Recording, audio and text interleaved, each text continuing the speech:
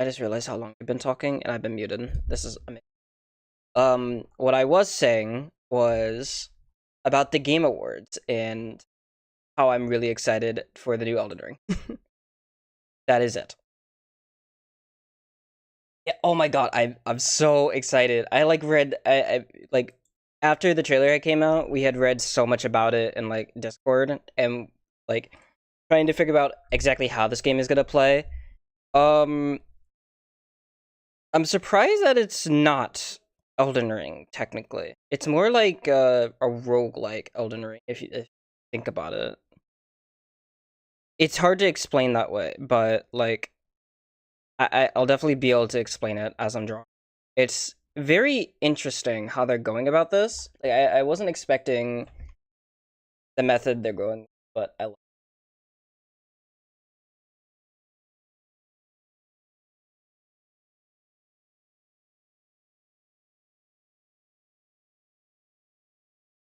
But yeah, it's so exciting. It's oh my goodness, I can't wait to play this.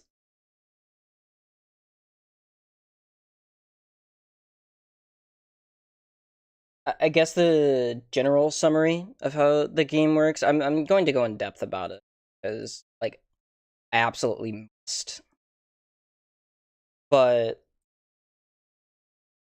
when I say it's like a roguelike, you're gonna go into like a run essentially. And during the run you'll be able to get like more stuff. Like different weapon I'm guessing different weapons and such. And you'll be like, as soon as you start the run, you'll be selecting a hero since it's like a class type shooter. Like, not class shooter. What am I talking about? It's a hero based game where you select a character and then you play as that character during the run.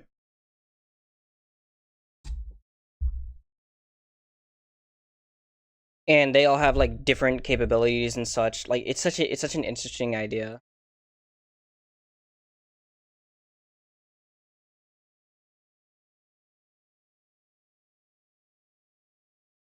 Hell, gotta.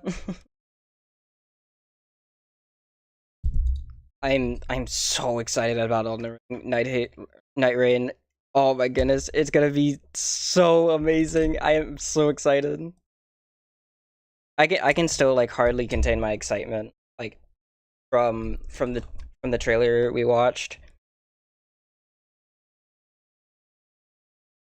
Oh wait, it really is just that light. Oh my goodness. Oh wait, and yeah, it transitions into like a purple. I'm going to grab this color. Okay, yeah. Were you watching the Game Awards, or did you miss it? In a sec.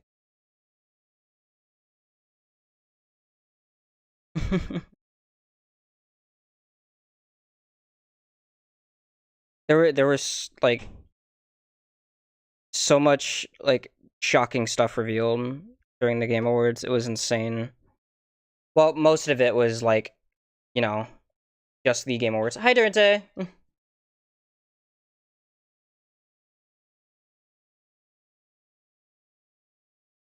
I still can't believe Elden Ring 2 exists. Even though it's like, are you talking to someone? Nah, nobody's in Discord. I'm just talking to chat.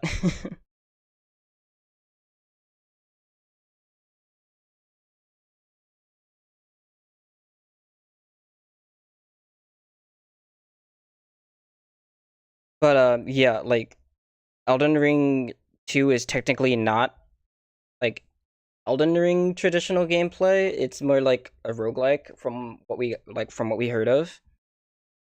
Which it's still a bit confusing when I say it like that, but from like somebody who like played at the studios in Japan, we got info on how the game is going to play like. And at first I was like a little skeptical, but I am genuinely like interested to give it a shot when it actually does come out, because it does sound like really really cool. Mm,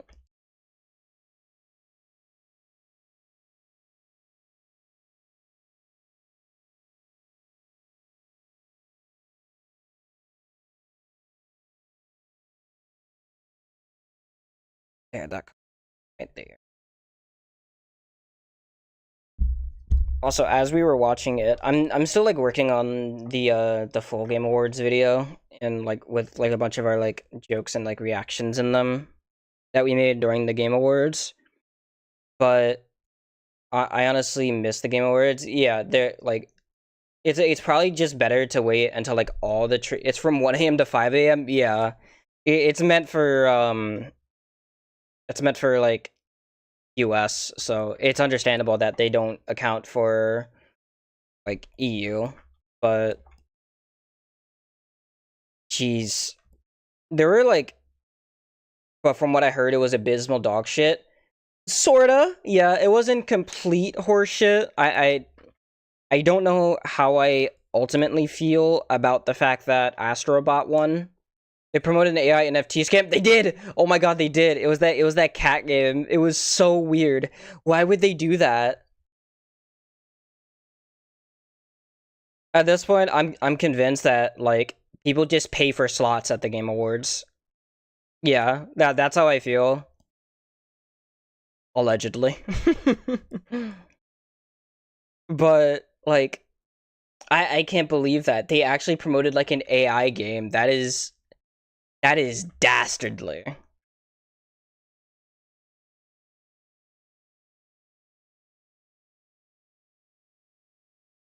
Yeah, the only like good things that got announced from me was Elden Ring Night Rain and Clive from Final Fantasy, which he'll be out in like 2 days for like season pass holders. So I am going to like give him a try. I may even stream it like when I do it. Because I am curious to learn about Clive, like, and how his kit works. Um, like I was watching like the review on like his kit, like from the developers and like the Final Fantasy crew that like helped make him. Oh my god, they included like all of his powers, just straight up. There's like something called like Acons in I guess the game, and they included each and every one like a part of as a part of the moveset.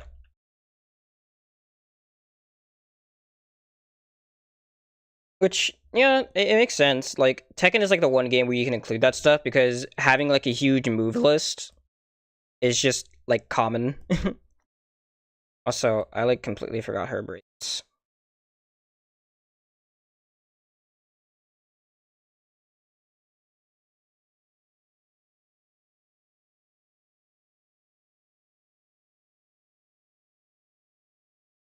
Overall, though, like the Game Awards was just so like meh. There were hardly games I even knew existed, and like the stuff that did get awarded, like I only wanted to know like how many awards Metaphor would get, because that's like the only game like that and Black Myth Wukong. Like again, you'll see my full reaction when I'm done editing the video, but it's like there's so much like stuff to just not care about in the Game Awards. And it really is just like a gamble, like looking forward to like the one thing that's gonna get you like super hype, like in there. Like if I was alone, I would not watch the Game Awards. I would just wait for a trailer to be released. But the only reason I did it was because I was with friends doing it. And I mean, it paid off because like what got announced at the Game Awards was just so hype. It was just perfect. And it's really hard to like talk about like some of the games that were released. Like the only one I could really talk about was that AI slap one that got released because it's just so funny. Like how did that make it into the Game Awards? There's no way they had that much money.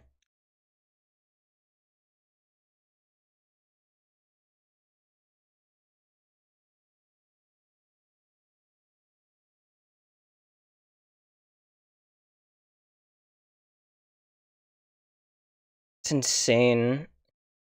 Also, did they not expect for people to just like call them out? Because like that's some optimism to just release that and then be like, yeah, nobody's gonna know.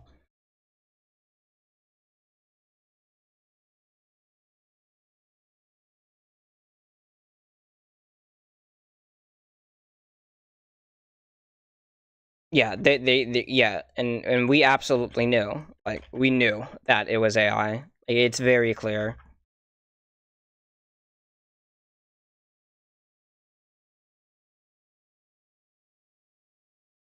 That game's gonna plummet on release. And unless like everybody collectively forgets about it, and then they like forget that it's AI. Cause like even like actually now I think about it, most people are like some people just aren't really aware of like AI slop that's been given to them. Like, I love my dad, but I have a feeling he's been buying a lot of AI shirts and having no idea that they're AI. And even if he did know, why would he care?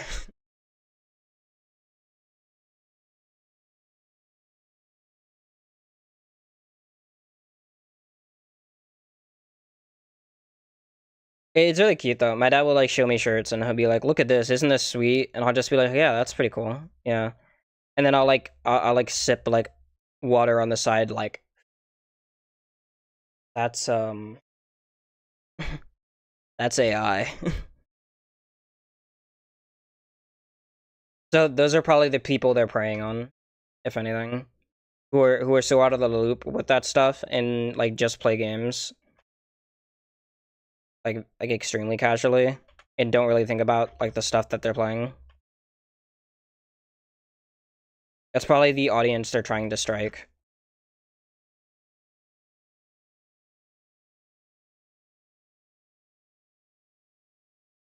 To be close.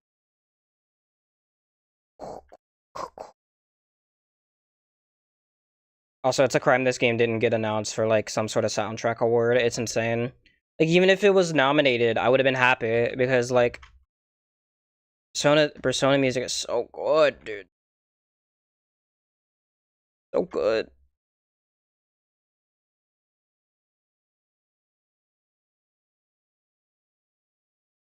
And my own style and how I do raids, so all of the games I played recently had really good soundtracks. Yeah. I was just hoping that Reload got announced for some sort of soundtrack award because like the music is so good, dude.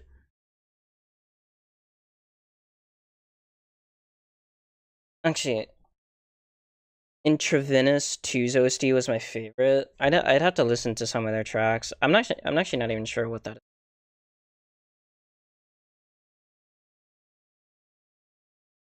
Also, for like a hot second, we genuinely thought that Balatro was gonna win Game Award. It went to Astrobot, which again, I'm not really sure how I feel about it. Like during our live reaction, it was like they're kind of I gotta I don't really want to talk too much about the gameplay, but there's a lot of like nostalgia baiting like stuff and Astrobot with like the whole like like each character being a like from their own IP, like from PlayStation, which is why I didn't care too much for it. Like, it's cute, but like it's like, hey guys, we acknowledge the series that we're not touching. Check this out. It's a top-down stealth action game. I mean, I'm not really particularly interested in top-down games, but I'll definitely look into it.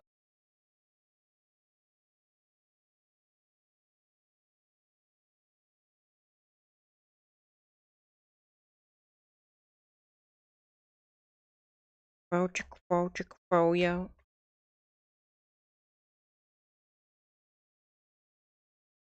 I don't know what it is about top-down games, but they don't immerse me, and I guess that's why I can't enjoy them. I guess I had to like feel like I'm in the environment for me to really enjoy it. Like I had to like look around and like absorb my surroundings. But when I'm like in a top-down perspective, it's like, well, I kind of already know what's ahead of me for the most part. Like, even though that's like not the case, like clearly, like you're never gonna know what's ahead of you, but for me it doesn't add to the immersion, I guess, is what I'm trying to say. What I'm trying to say. Depending on the game, I have to be immersed in it.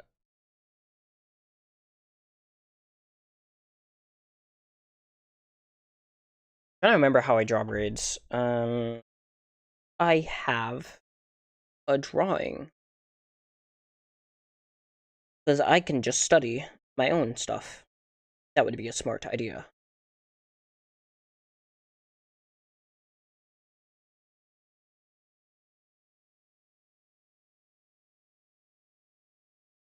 Actually, what about this drawing?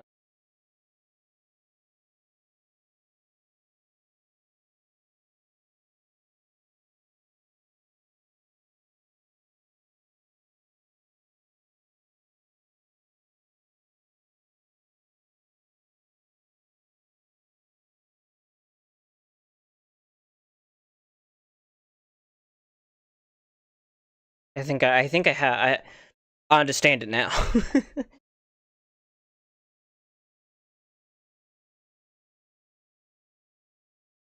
I would say this is like a general art tip, but if you're trying to understand the thing that you're drawing or like modeling, for example, breaking it down like into a shape that you can recognize will usually get you there. Like for thing, did I not?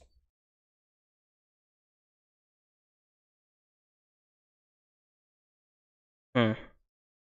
Whatever. I have a lot of stuff to fix anyway. For if we look back at the sketch right here, I looked at like what's on her chest, and then I broke it down like from this perspective, and I just drew the shapes that I recognized, and then connected them together, and then I was able to easily understand it and how to draw it.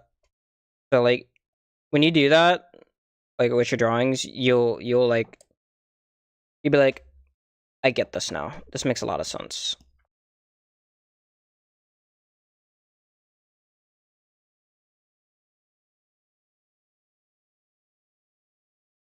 I don't know why it took me so long to understand that, but I guess I didn't really think about it. Hi, Jen. Thank you for the follow. Yeah, that's like I thought that was pretty interesting.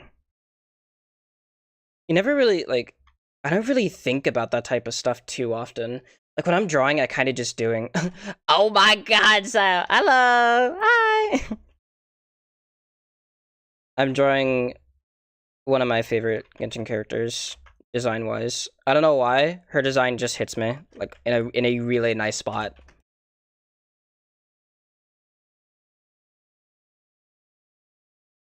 This is gonna be messy for now, but I'm just gonna render over it like when I'm drawing. Fine, or when I'm coloring. Right now, I'm just making sure it hits my eyes nice. That's all I need right now. Usually, I would just do cut into it. That way, it gives that like hair feel, and they're like, oh, there's like the individual hair strands. Blah, blah, blah. Hi, Nova. Bye, Nova.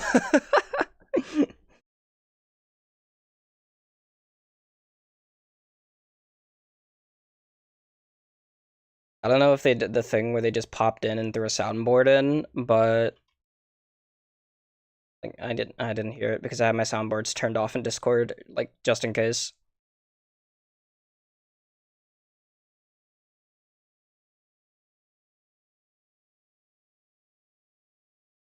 I swear to God, I had like something for this type of stuff. Is it in Pinterest where I last saw it? Like a breed. It's like a breed tutorial that I always follow, and I really like how it looks. I could probably pull it up if I find it. Cause I'm definitely gonna have to redraw this. Yeah. Where?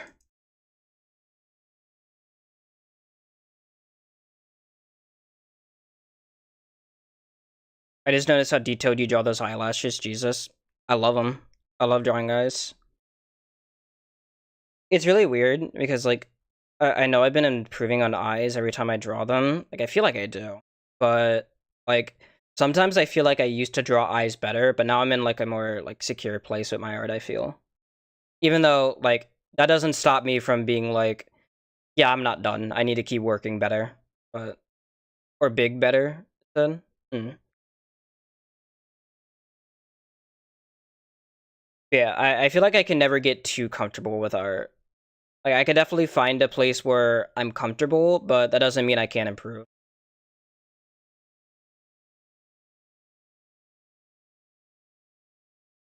I gotta upgrade my eye rendering. It's so much fun.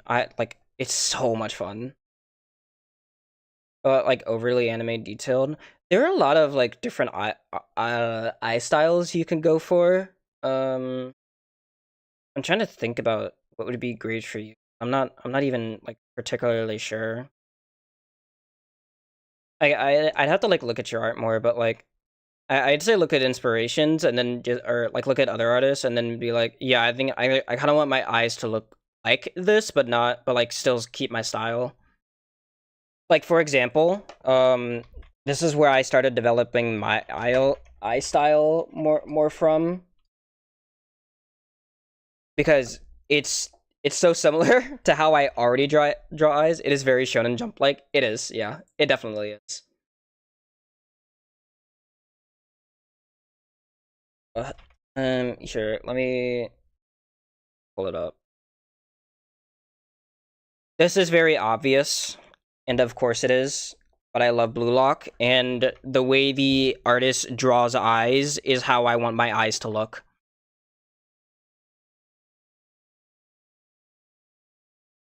It is I don't know how they do it. They're a magician with this stuff.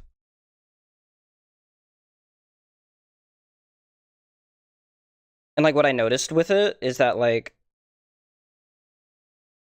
for example, where's my pin? There it is.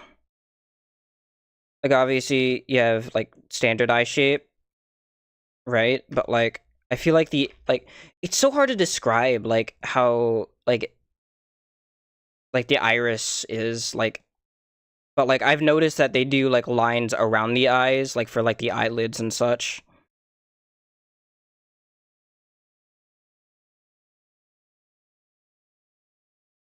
But I think it gets even better when you notice like the details in how they like design like how the characters see through their eyes as well,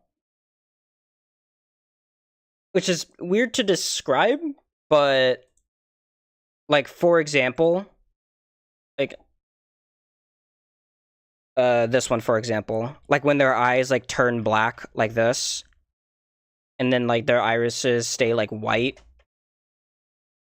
and then like you'll notice like there's like lines coming off like here.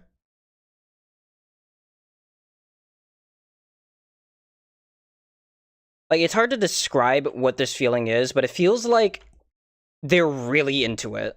Is probably the best way I can describe it.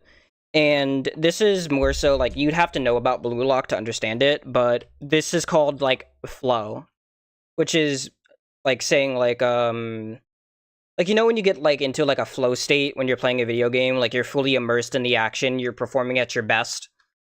This is what this indicates. So whenever you, yeah, it's very expressional. I love it. Exactly. But yeah, whenever you see this, you know that the person is performing at their absolute best, and it's so cool. It's like a cracked glass. Like it's so cool.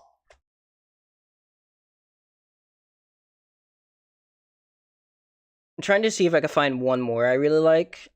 This one it has a very funny name. It's called Predator Eye. But like what is that? It's so cool. It's like a mix between flow, but it's like also its own thing. In the manga, it's described as you you're kind of using your weakness or like your position to lock yourself into a one-on-one with the goalie that'll have you in a like put you in a winning scenario no matter what.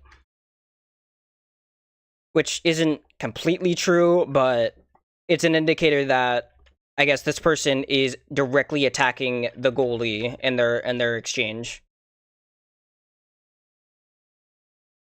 Because the problem I kind of put on myself is that Jin's golden/yellow eyes resembles the sun.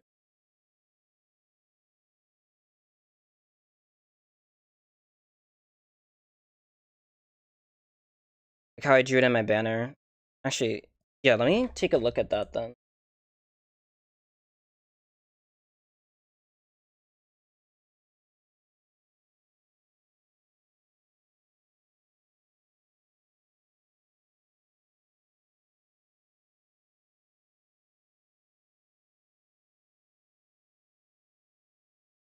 Oh, I guess some blue sky or either way.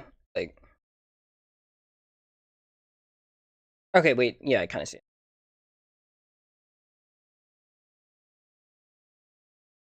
Hmm.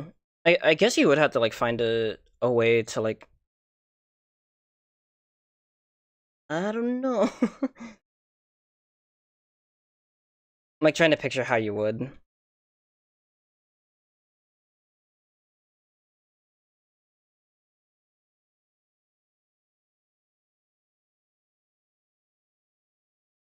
And I'm just gonna redraw these. I have the shape I want. I feel like if I thin this out, it'll probably look a little better.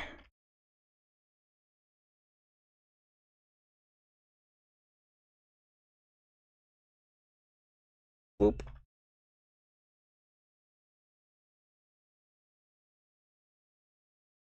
Yeah, that's a little better. Still a cry in this game. Never got like nominated for anything.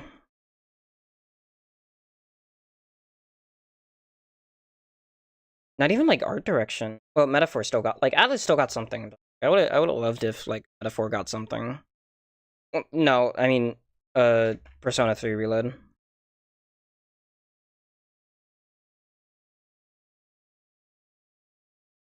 Genshin. Yeah, I'm drawing a Genshin character. Her name is. I feel like I gotta type this out. Her name is Citlali. Like that. Her name scares a lot of people. Like I was in like a call with friends last night, Astral and Nova, and I was like, man, I get to draw Citlali tonight, and they were like, what? You're drawing what tomorrow? They're like, no, no, no, no, no, no, no, no. Her name is Citlali. Clearly, like confusing it with something else. Why this song? Yeah, don't forget like Silent Hill 2 is also there. And also like not a remake, but like DLC was also nominated for literal game of the year. So I felt like we're just throwing all rules out the window at Game Awards. I guess if you can play it, you're in the clear.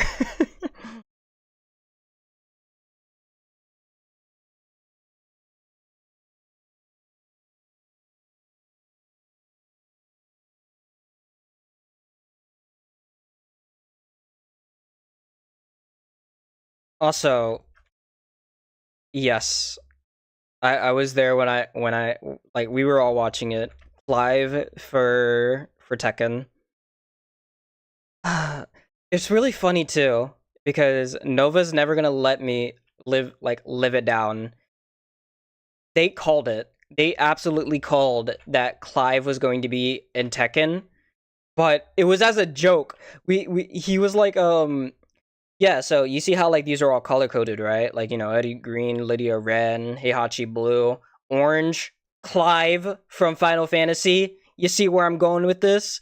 And then Game Awards comes, it happens. It's like, are you serious?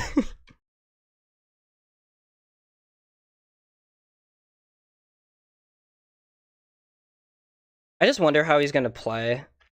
That's like Like, I saw that he has, like, an Asusena, like, evasion move. And that scares the hell out of me. Like, man, I don't know what they're doing, but it scares the hell out of me. I'd be a liar if I said it wasn't cool though, cause it is sick as fuck. I just know that I'm gonna be in ranked when he comes out, and I'm gonna be playing him, and then somebody else is gonna be playing him, and then they're gonna do the move, and then I'm like, what do I do?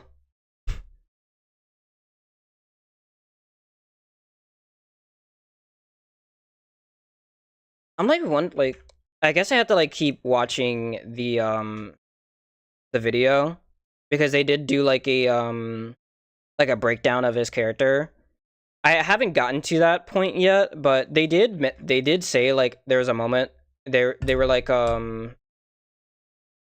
yeah, this character took us like 3 to 4 years to develop, and I was like, surely they mean for Final Fantasy, right? Not for Tekken.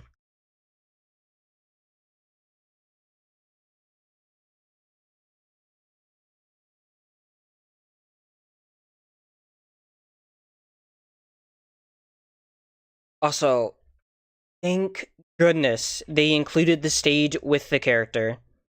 I don't know why they thought for Heihachi that, you know, the stage shouldn't come with the character they're releasing it with side by side, and it should be something that you pay separately for. And I'm glad they learned their lesson, because that shit pissed me off. It pissed me off so much when I was like when Heihachi dropped, and I was like, where is the stage?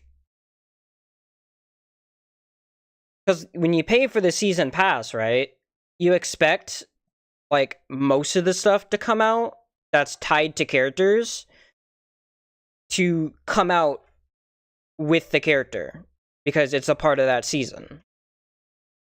And then they were like, yeah, we're not Heihachi doesn't like Heihachi and the stage aren't tied together. It's like, why? It's a stage literally made because he's in the game. What do you mean it doesn't come with Heihachi?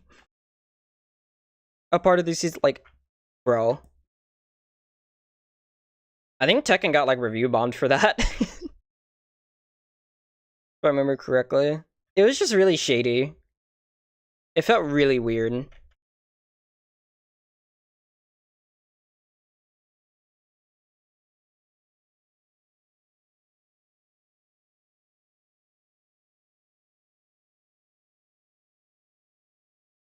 Also, as I was watching it, I was like, yeah, like they were like, yeah, Clive is gonna use like the power of like his iconics, and I was like, you mean iconic? No, icons, and they do look really cool. But oh my god, the Tekken developers must love Final Fantasy to be like, yeah, we're going to include every single one of these in the moveset, all of them. And then like during development, like the devs were like, yeah, so like, yeah, we got this and this and this, and then the Final Fantasy devs are like, there is one more though. We're like, what? Yeah, Leviathan. He's also a part of like Clive's kit. And it's like, yeah, that like even though it's from DLC, it's like, yeah, Clive does have like he does have it. Like, oh man.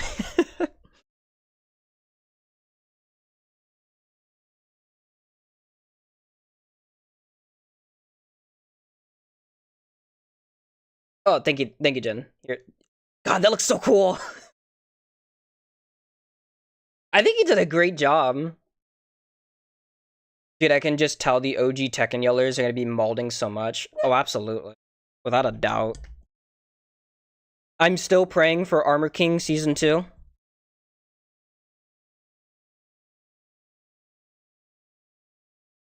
I still really want Armor King. Not drawn by me? Oh. Okay. I mean, I definitely like take notes on that. Like, if she was able to or if they were able, I'm not sure the gender. If they were able to like get it to a degree where you're like, yeah, I kind of want it to look like this, I would definitely like study and see how you can replicate that. That is like really cool looking though.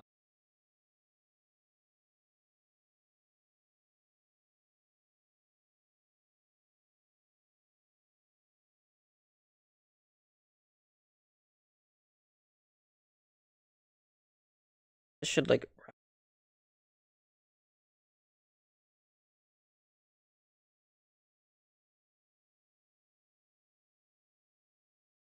Remember before that I'm gonna head out, see you fellas. Alright, bye bye, Durante. Have a good night. I remember before I used to be like really lazy about drawing grades, and that I would get like one chunk I like this, copy paste it, and then push it up, and then just like any inconsistencies I would just like connect it better. Subtle smudging and right color choices, that's it. Yeah. Color is so hard to place like often for me. Usually I just like go like let's say like if I have like this color, you'll probably see this as I'm coloring. I'll be like, I'll just go here, here, and then I'll just do this or something. Or like if I want it to be more vibrant, I'll do this. It's hard to tell what like actually hits perfectly or not. Often I feel like I'm always making the wrong choice.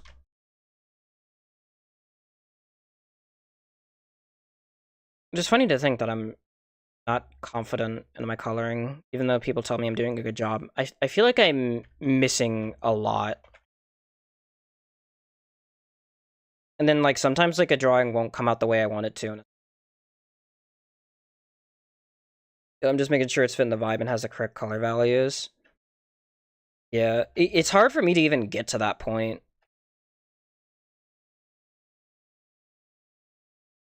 Like, he's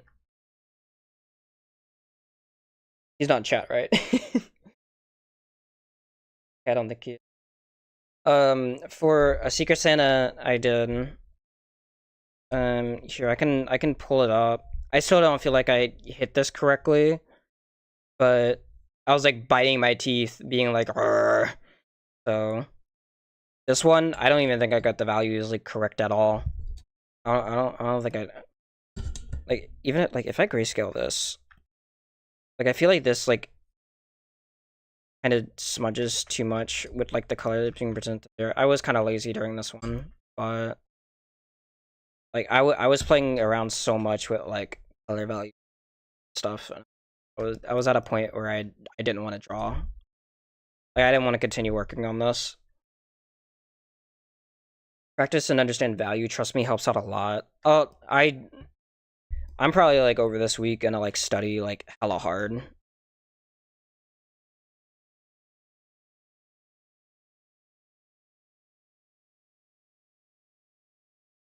Tired of being mediocre. I want to be better.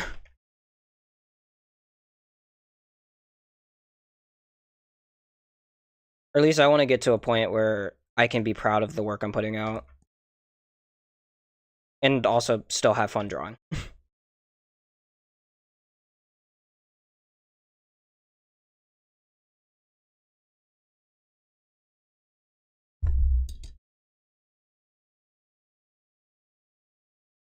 That's right. I feel like that mindset has come from like how much I've read Blue Lock in like Tekken.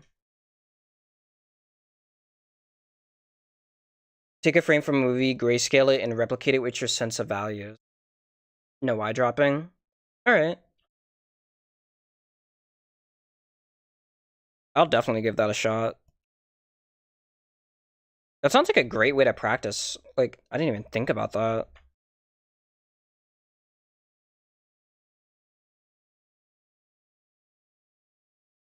And this one, because it's going to connect right here. Nothing's... That's going to be visible.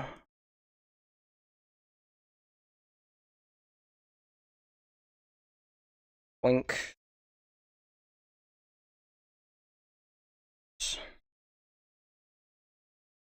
Let me find that site I use for getting movie frames. Bet.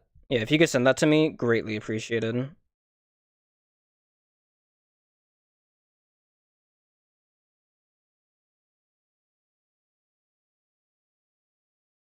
I'd love to like practice that in my free time. I think like the best moments I'll have to practice it is whenever I'm like voice chatting with Chris.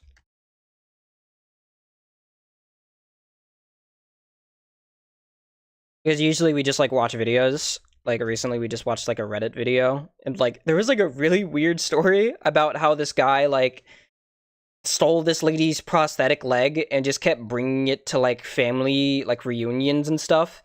And it got to a point where it was like, you need to stop bringing the prosthetic leg. And like she made a post on Reddit about it, which is why we even know about the story in the first place, of course. And it was just like, everybody in the comments was like, yeah, he probably stole that thing. Like, check if it's real because that is probably like that's a car. That is a car. Like that's how expensive it is, and you can like go to jail for like stealing that because it is very, very expensive. And come to find out, he's actually like he got arrested for it.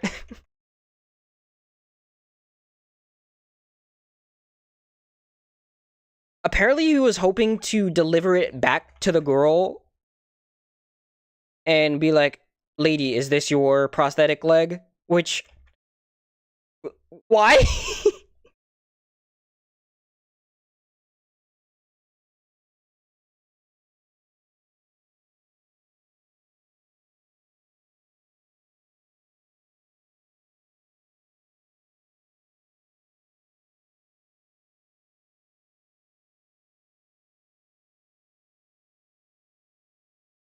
Reading some of these stories makes me realize that like self-awareness is lost on a lot of people. I'm actually gonna do. Oh my god, this is one of my favorite songs from the videos too.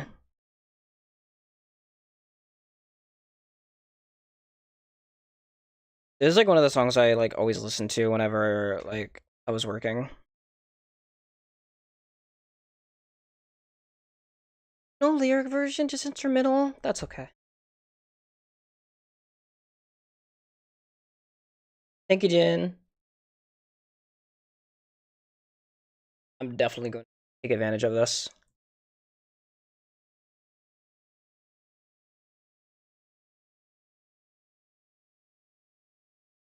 Um,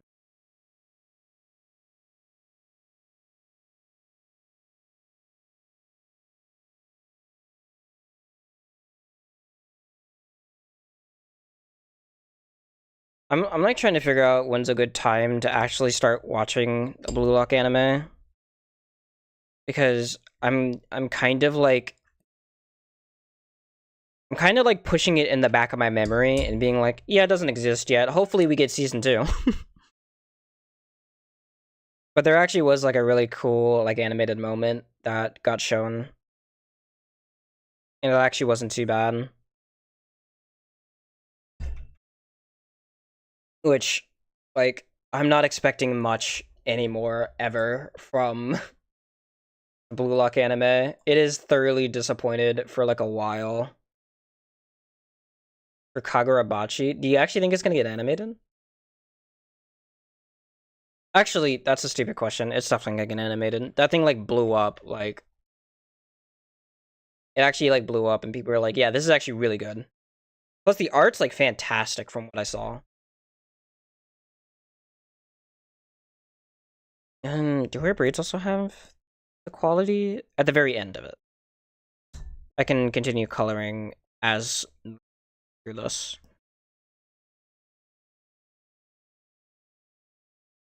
I think I'm just gonna get my flats down. Oh, it's getting an anime by 2 studios. Wow.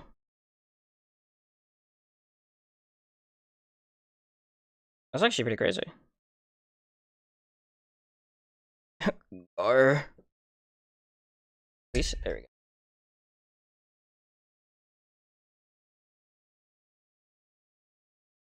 I imagine You'll probably get a trailer for it. Like, actually, obviously, it's gonna be sometime next. That's so vague. How white is the character? That is next to the literal color white. How did it come out yellow? Side games in Yoshiku. What have they animated? I grab this color. That's a little.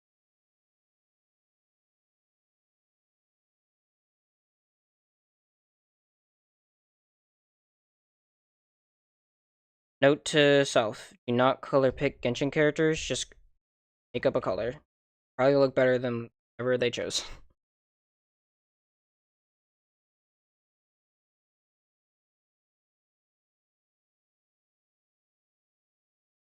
God, it's so hard to position my mic for this because like sometimes my pen will like, tap the arm or like the mic itself because of how I'm like drawing. Oh right, this is actually skin. There we go. I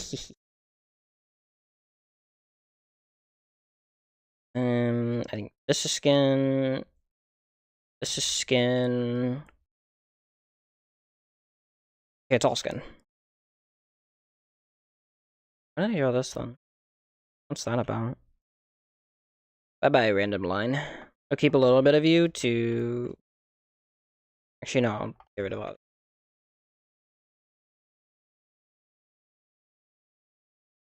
There we go. Actually, no, that's fine. That game's known for Princess Connect and Uma Musume. Shuchiku did the Violet Evergarden movie. So it's mostly stuff I haven't heard, but I'm sure it looks amazing. I guess I could look at it. Just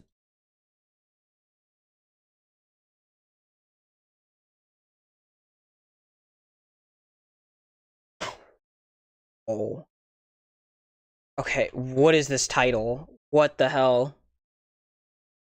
Look in DMs. All right, but what is this title? What is this thumbnail? what are any of these? You know what? This explains it.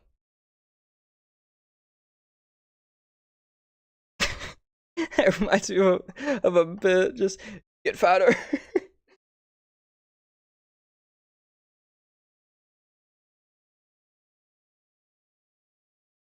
Jesus Christ. Some like titles like are just insane.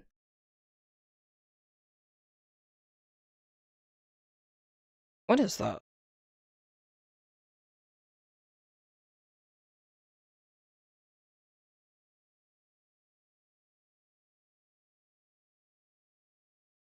Okay, this is her bracelet. Very clearly. That's a bit messed up then. I can fix it real quick.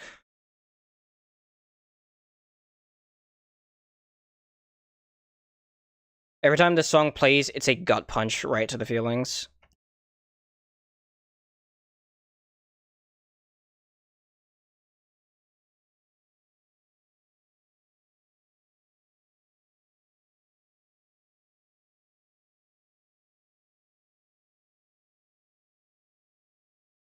Persona 3 really is like special to me. Like I remember getting into like Persona series and watching Persona 3. Or Persona, like I watched Persona 5 get played and then I actually played it and I loved it. And I was like, man, like what are the other Persona games like? And then I watched somebody play like Persona 3 and like oh my goodness. Alright, let me pull this up.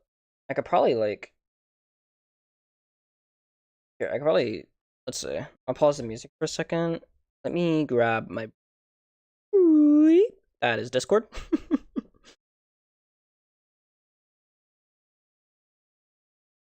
Where is Discord?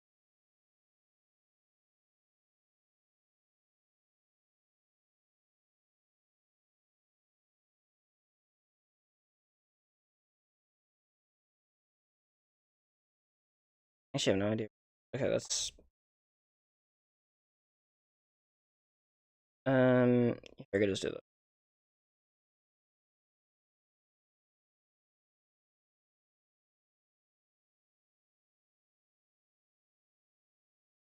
Usually, I'd have this ready.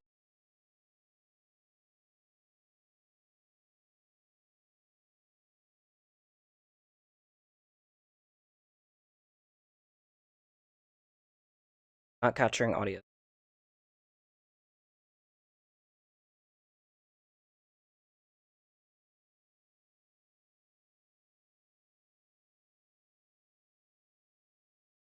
Correct audio tracks, because I don't.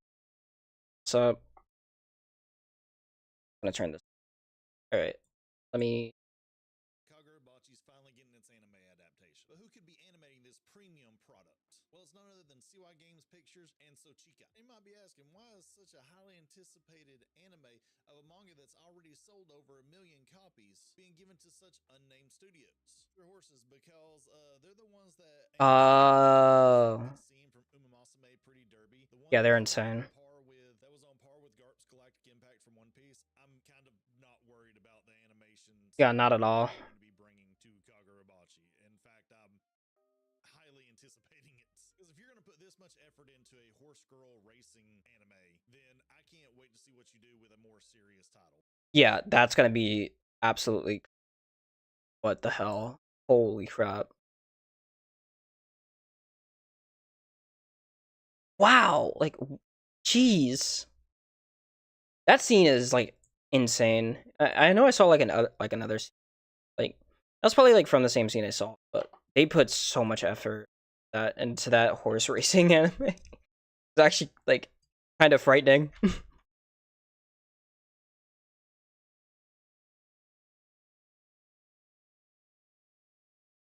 Yeah, you're eating wonderfully. Honestly, I might give the manga a try then. I guess the art style just kind of throws me off, though. But does it though? Let me look at it.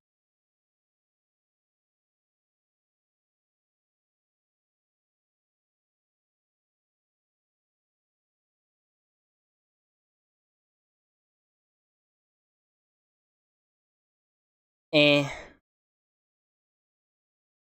I'd still be capable. I guess I just like expression heavy characters.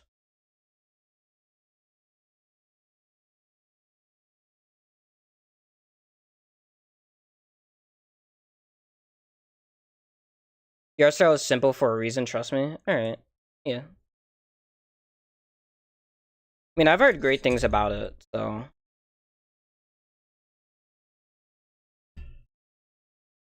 Like, I've been kind of opening up to giving things a more, like, neutral, like, position.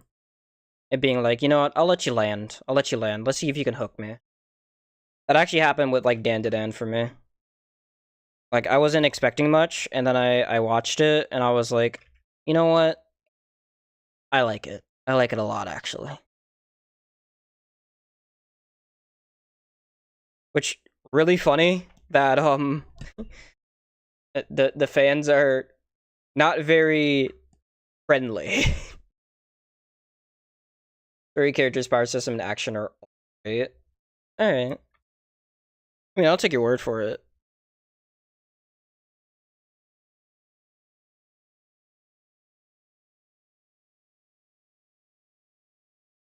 Toss this in here.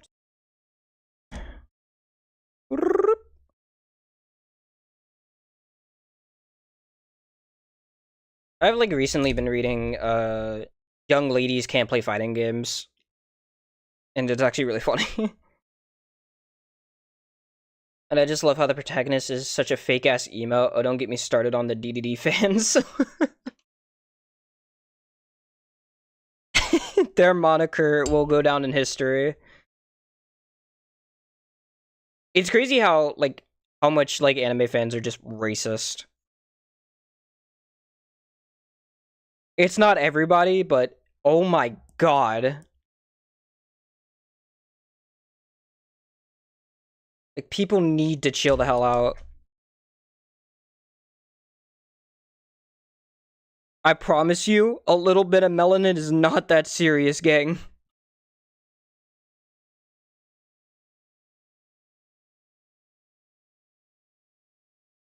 Can't enjoy shit for once.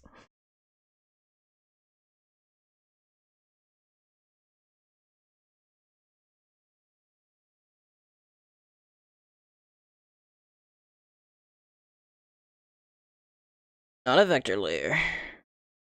Oh yeah. Vector.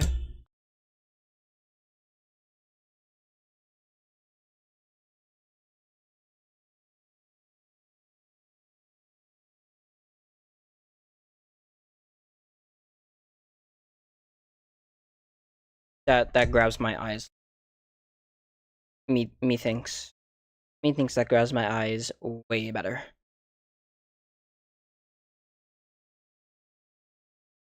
Hold up.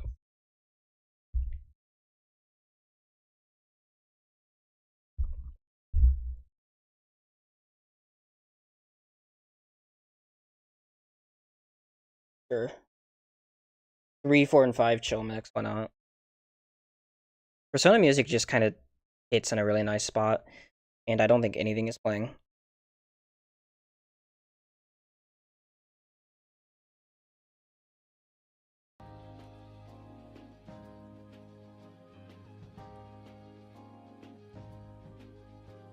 Seen on OBS, so I'm gonna trust that it's actually playing music.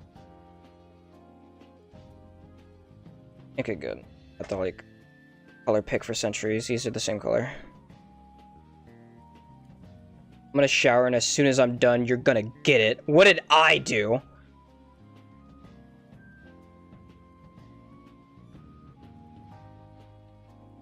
I'm a completely innocent party. I have never done a single thing wrong in my life.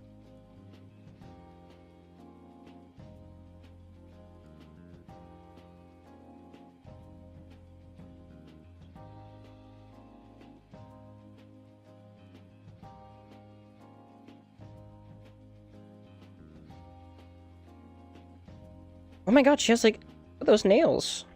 Whoa! You slay, girl. Also, for a moment.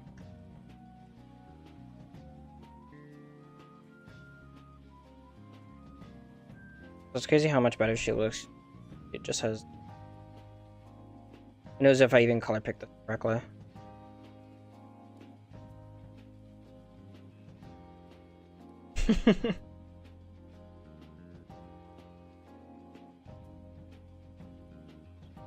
HD White Devil.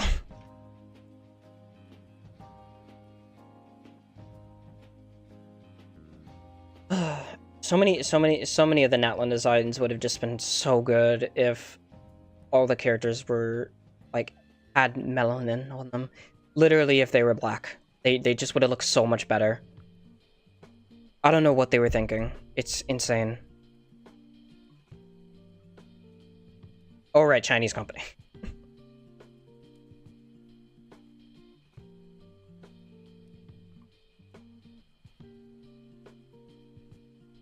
Oh, no wonder why I never heard this. This is from Tactica, the game that nobody thinks about anymore, or just forgot it exists.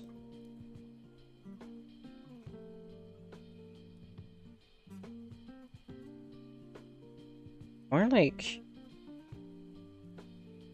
wouldn't be too. I mean, it's.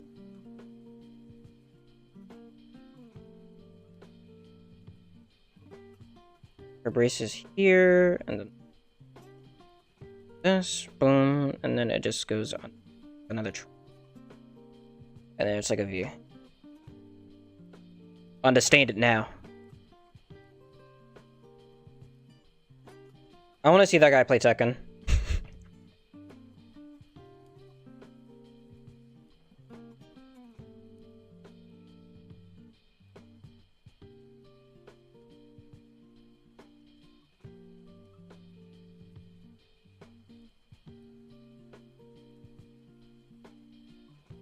I understand it now. Hits a perfect electric. And he hits like 6 in a row.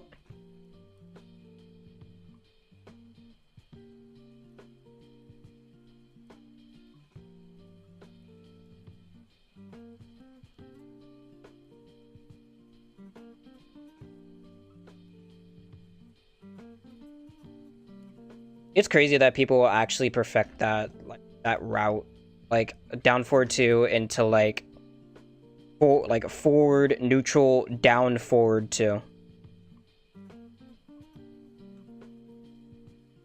I've been trying so hard to nail that perfectly, and I have gotten it a few times, but the timing after you hit the down forward 2 is so hard because, like, I know you're supposed to hit it, like, when he enters neutral again, right? Like he does the thing. But, like, it's so frame perfect, and, like, people hit that online, which is even more absurd to me.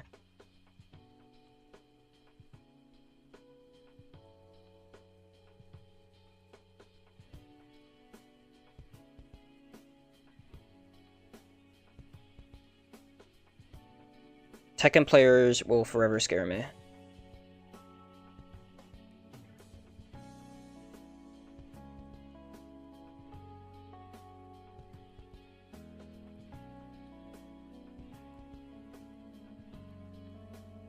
Breed to be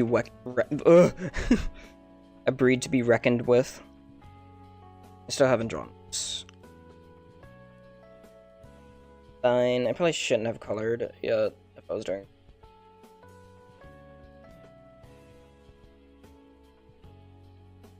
Muscle memory and relaxation. Don't strain your fingers or thumb too much. I've actually been trying to play, like, Tekken with a more relaxed frame. I feel like sometimes I can hit stuff, but most of the time can't. Like, I just gotta find that balance somewhere. I gotta enter my Zen state.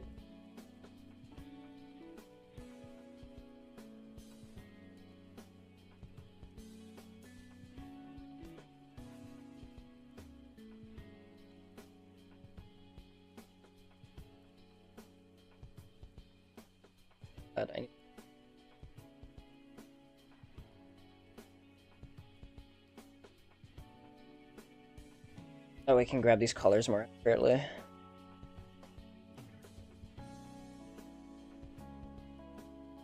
Okay, yeah, these are okay. Yeah, these 2 rings are. All what you need to get used to is that you press 2 before you press down. I feel like I have electrics down. I more so mean the perfect electric, where you have to hit like the forward neutral and then down forward, not like down and then down forward. I mean like down forward. Obviously, you know, but like that input in general is insane for existing. Especially because I feel like my pad doesn't, like, input it correctly. Sometimes I feel like I get, like, 4 buttons out of it after I only press it once.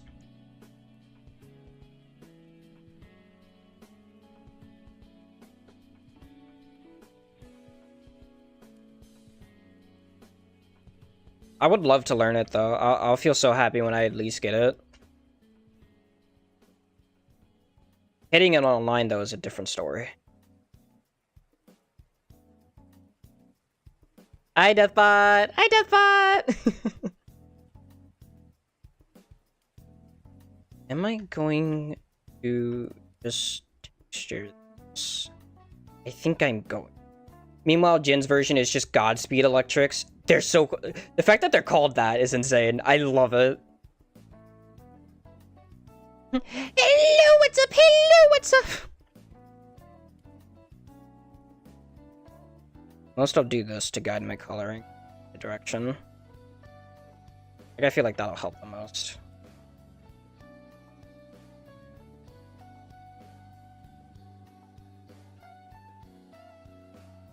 Also, Jin, do you think Clive is gonna have some bullshit?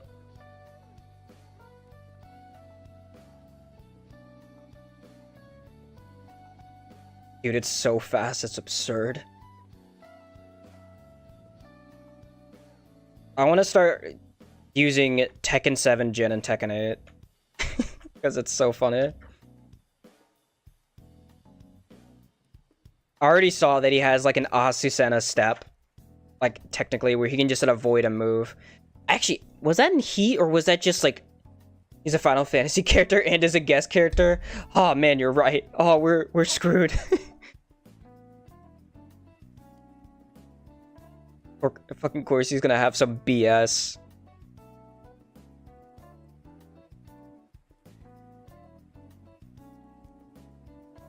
You know what? As long as he doesn't have a Heat Engager Power Crush, he can do whatever the hell he wants.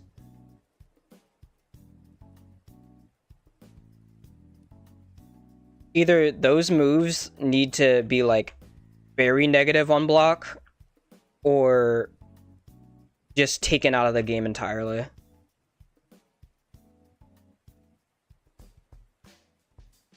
Heat crushing, power crushing moves are insane. He's gonna have one. I don't think King has one.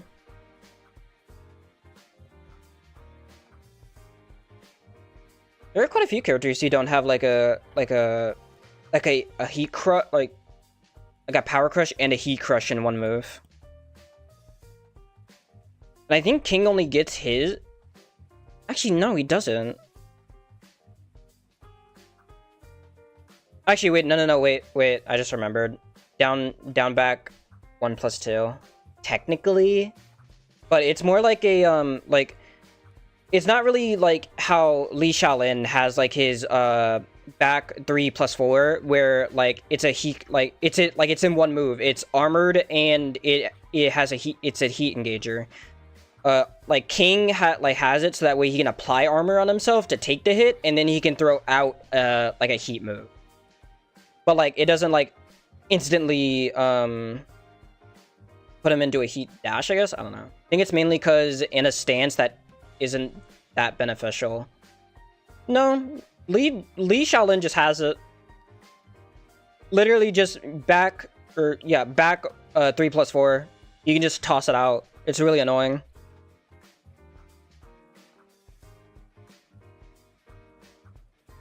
And I'm trying to remember, because like I've been like labbing him a lot. I think it also just pushes back and is like maybe -13. I can't remember. Like, those moves are just the bane of my existence. I hate them so much. Especially because, like, when you're in low ranks, which I've been, like, playing every character to see, like what I can do, and, like, seeing if I want to continue, like, doing a rank grind with them. A lot of people would just throw out, like, launchers whenever they won, and a lot of people would throw out those, like, heat engager, power crush moves. Victor, obviously, he's going to do it because he's Victor, but they're, like, the one counter to it is that, like, if you know Victor is going to do it, you can just duck it, but, like, there are, like, those moves that are in the game that are just mids.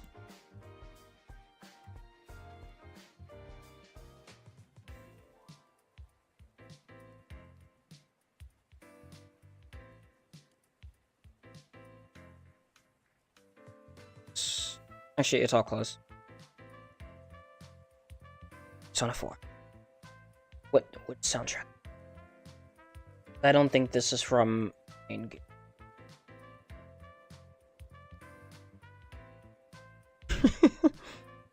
Stop.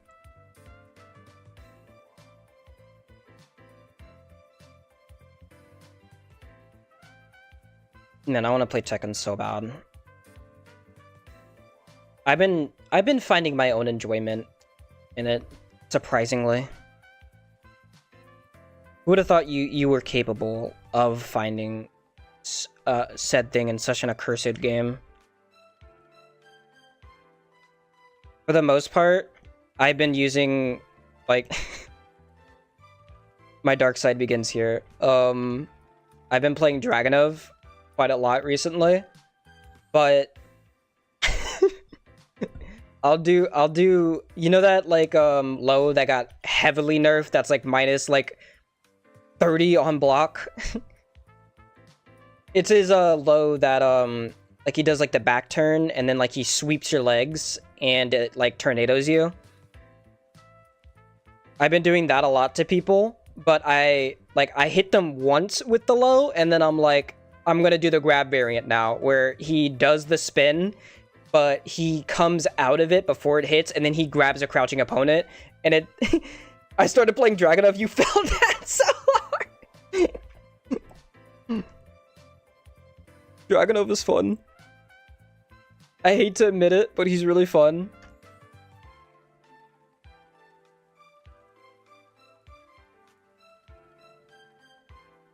But yeah, I think the video should be posted by now, but I've been doing that a lot to people. And it's really funny. I've just been like creating my own I've just been creating my own win conditions with certain characters, and it's like, if I hit this move, I win. Even if you, like, demolish me in this set, the fact that you got hit by that move means I won. And I'm gonna find some more bullshit. We ain't accepting this. I'm staying ignorant and stay as a full-time drag hater. It's not surprising that he has so much bullshit in this game, though. It's really funny, though, how a lot of people after, like, that low got nerfed was like, we're never using that low again, throw it in the trash. I think the other one was also, well, that one actually has to stay in the trash. It's his, hatchet kick. That one just has to go. Like, you were so launch punishable if that gets blocked. It's ridiculous. Which, fair. But, like, Dragunov has so many good tools that you don't even need that. Like, literally his down 2 is his low poke.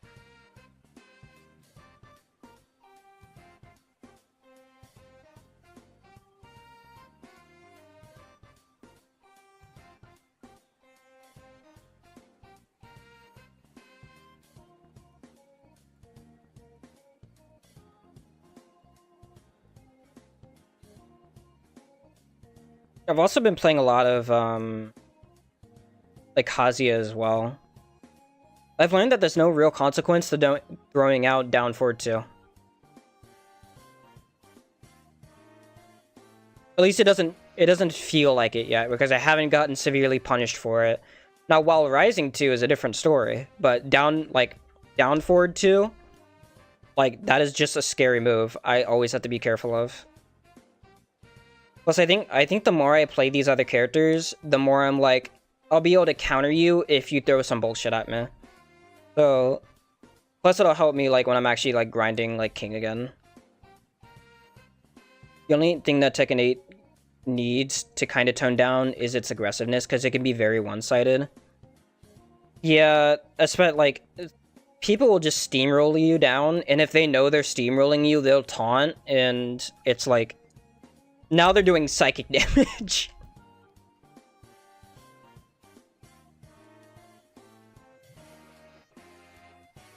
I'm trying to think about some of the most one-sided matches I've had.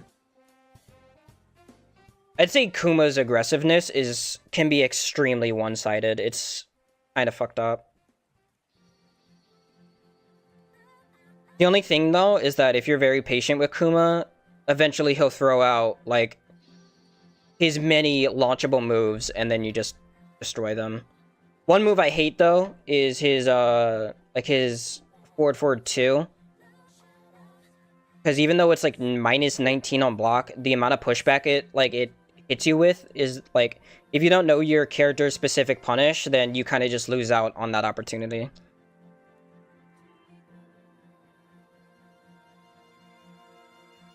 Which, I know it comes down to just, you know, knowledge. Like, you have to know these matchups, but it's so annoying.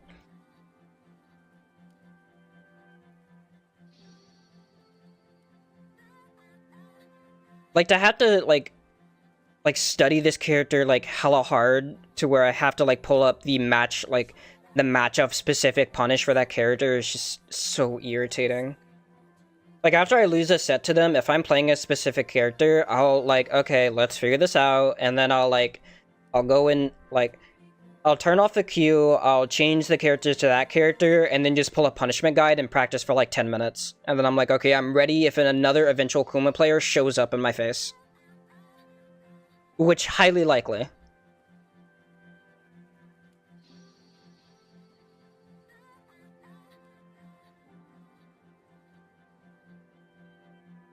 I actually got him to Tenryu.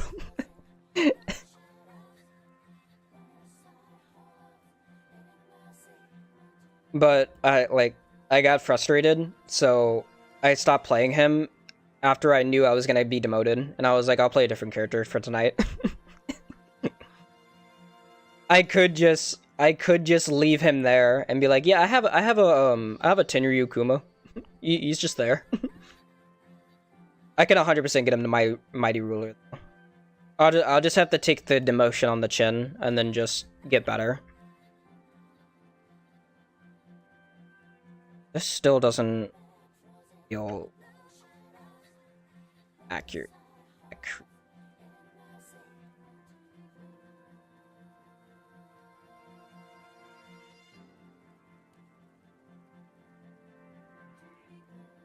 Is it because I made the other one too big, or is it because I made this one too small? Potentially both. I could probably just...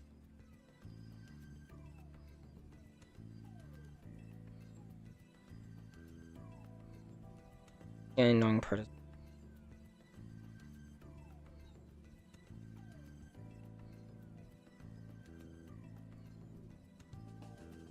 I want to at least make sure my flats are correct before I start drawing over everything. Because I think... Let me think about how I break down my process. I usually just do flats, and then I do minimal shading, and then I'll color... sort of color balance, maybe? And then I'll, like, draw over the when all the colors look how I want them to. And then I can just... Like, for example, I can just do this. Boom, and then, like... That is not above the layer. Do this. Also not above the place I want it to be. Let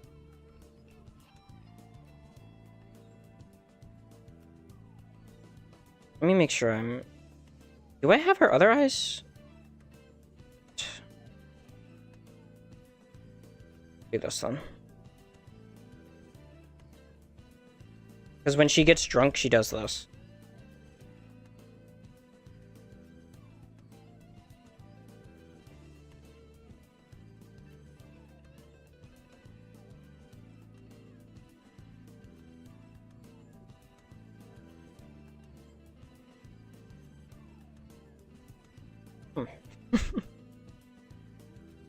This is my funny little object.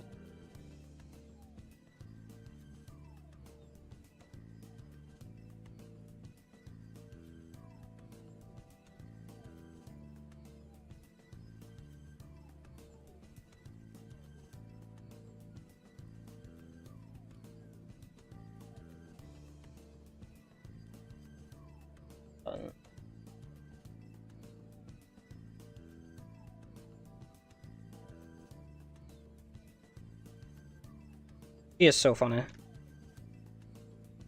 Oh yeah, right. Once I'm done with my apprenticeship next month, I could fully come back to streaming. Let's go. I would love to watch you. What are you gonna stream? Are you gonna stream Tekken? Or are you gonna like do like art streams and like other stuff?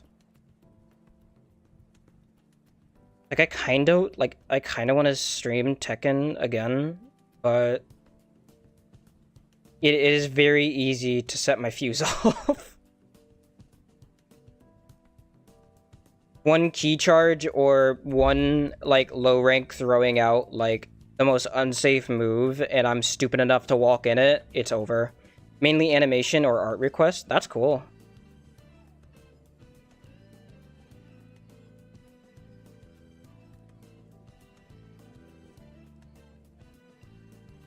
I would love to watch it. Sound like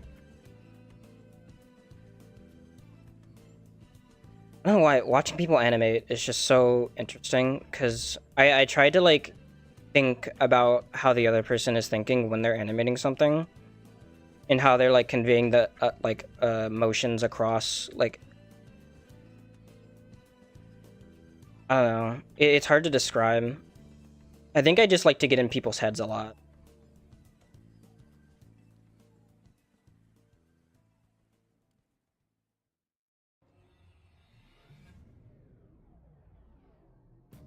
I forget.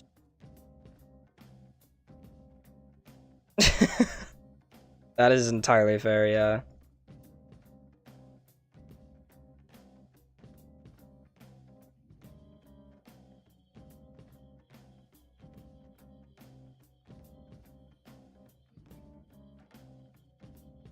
Even Tekken itself is like risky.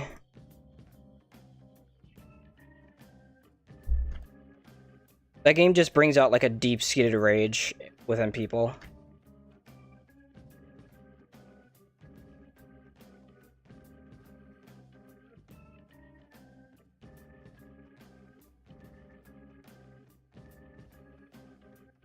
How long is this memento section? I am not listening to all of this.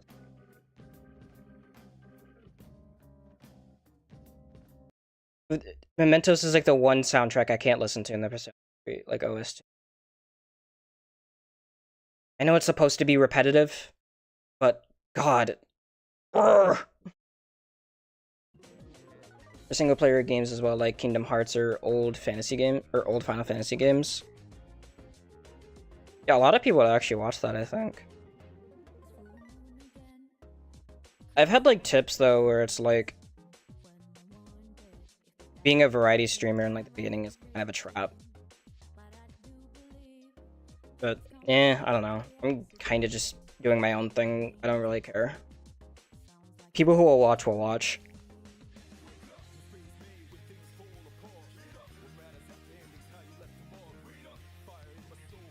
I think this is the same color.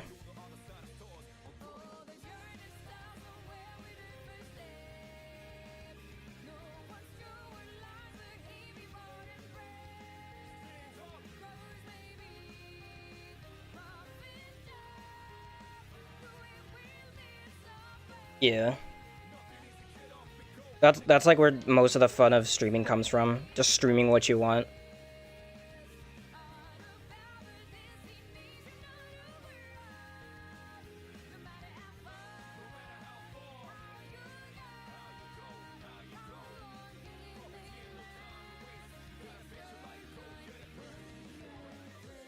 Oh, it was above. Already up there.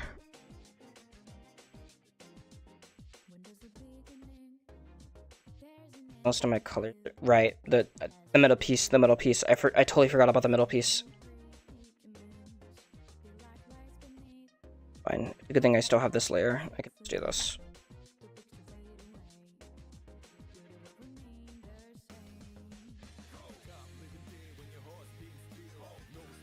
I'm just gonna draw this in a color that's darker, that I still like, but in a way that I can still see it. Now, if I remember how I drew this, yeah, it's... Okay. Maybe I can... If I center this on her chin, I might be able to just get away with making it symmetrical.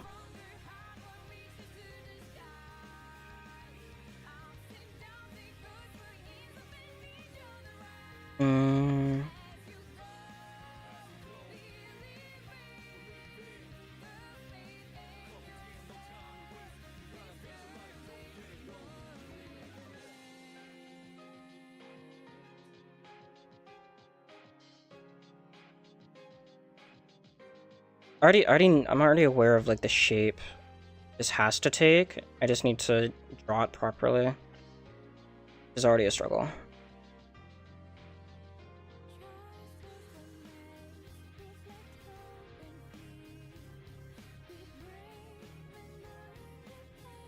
I might need to study this again. Okay, right. If I draw the circle piece, it'll actually, like...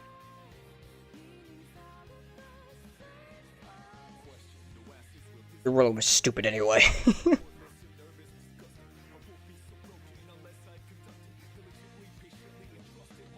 This can be messy for now. I'll just clean up the sketch.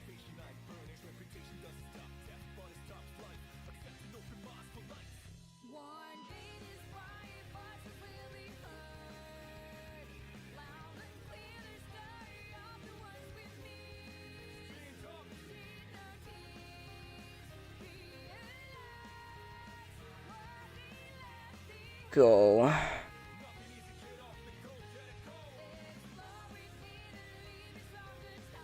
Oh yeah, I said this before, but I was like muted at the beginning of the stream. We looked into how Night Rain is going to play. I think it's best if you go into this game not thinking it'll be Elden Ring 2, because it isn't. I think how there was a video describing how Elden Ring Night Rain will play. They're getting rid of like the RPG system, and it's going to be like a hero like type of game. You're going to explore like a set map, and there will be like day and night cycles, and at the end of each like day and at the night you'll fight like a boss. It could be like ranging from like demi-humans to like Elmer of the Briar, different types of friends, or enemies, but and at the end of like the third night you'll fight like a huge boss. Bro, my friends are gonna drag me back to play that game. I'm so cooked. Oh yeah, you're done. I'm like, when that game comes out, I'm streaming it every day. I don't care about my schedule. Like, while that game is out, I'm just going to be playing it every day. At least for like could I keep it going for a month? Maybe 2 weeks. Maybe 2 weeks.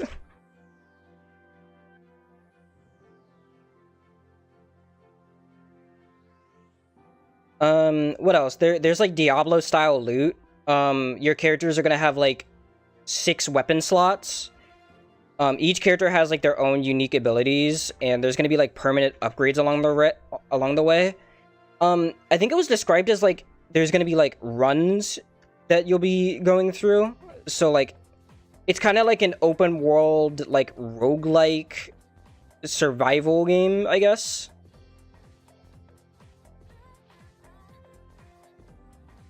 It's very weird. I would definitely like look it up, but like the general gist of it is that there's like a 3-player co-op system.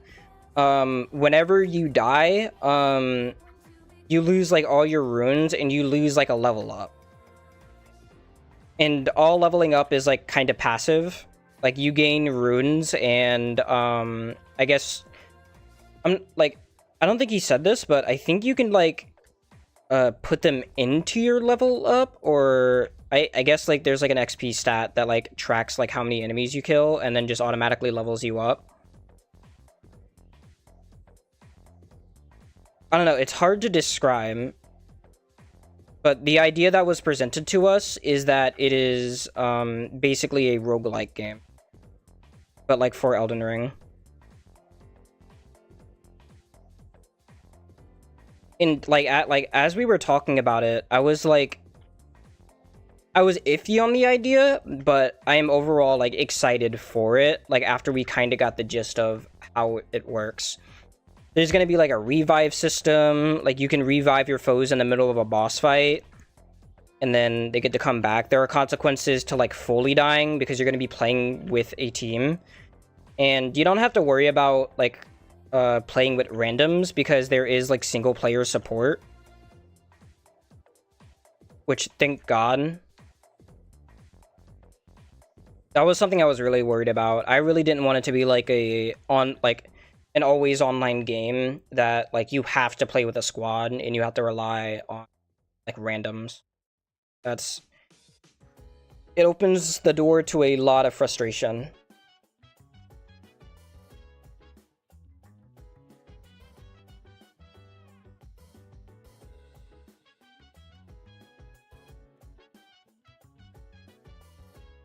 This looks like shit. Let's try this.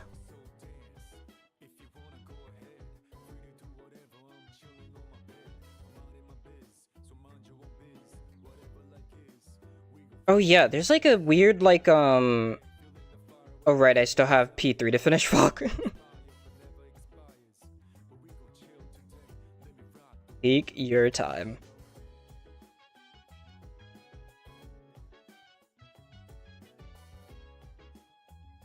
I'm trying to think about games I can play and like also record that are gonna be like I actually do kind of want to like do a series on Yakuza. If we'll play. Hi Astro.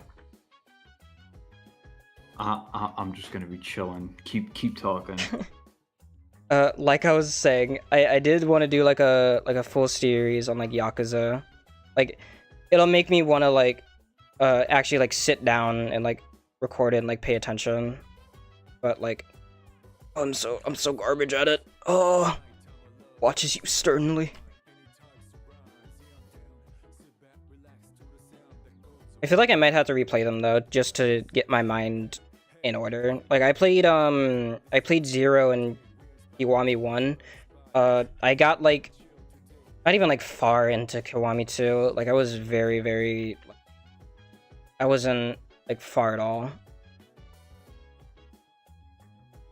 I don't even think I saw like the main antagonist. Oh, I'd love to play through the Yakuza series as well. Yeah. I mean, Yoon bought me like the entire like Yakuza series, and I kind of feel bad that I've been sitting on it for so long, and like I haven't touched it. But yeah, time to annoy Yoon. Smirks evilly. I'll definitely like. I think after I finish, oh wait, fuck! Did I say I was gonna do? I was gonna do Liza P. I already finished the game though. Who knows? Finished it a second time. They need to.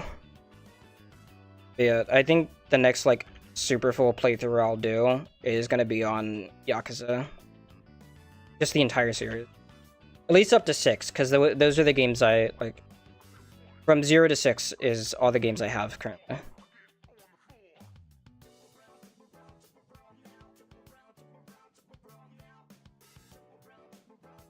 And I learned my lesson from playing a Yakuza game on hard difficulty in Kiwami 1.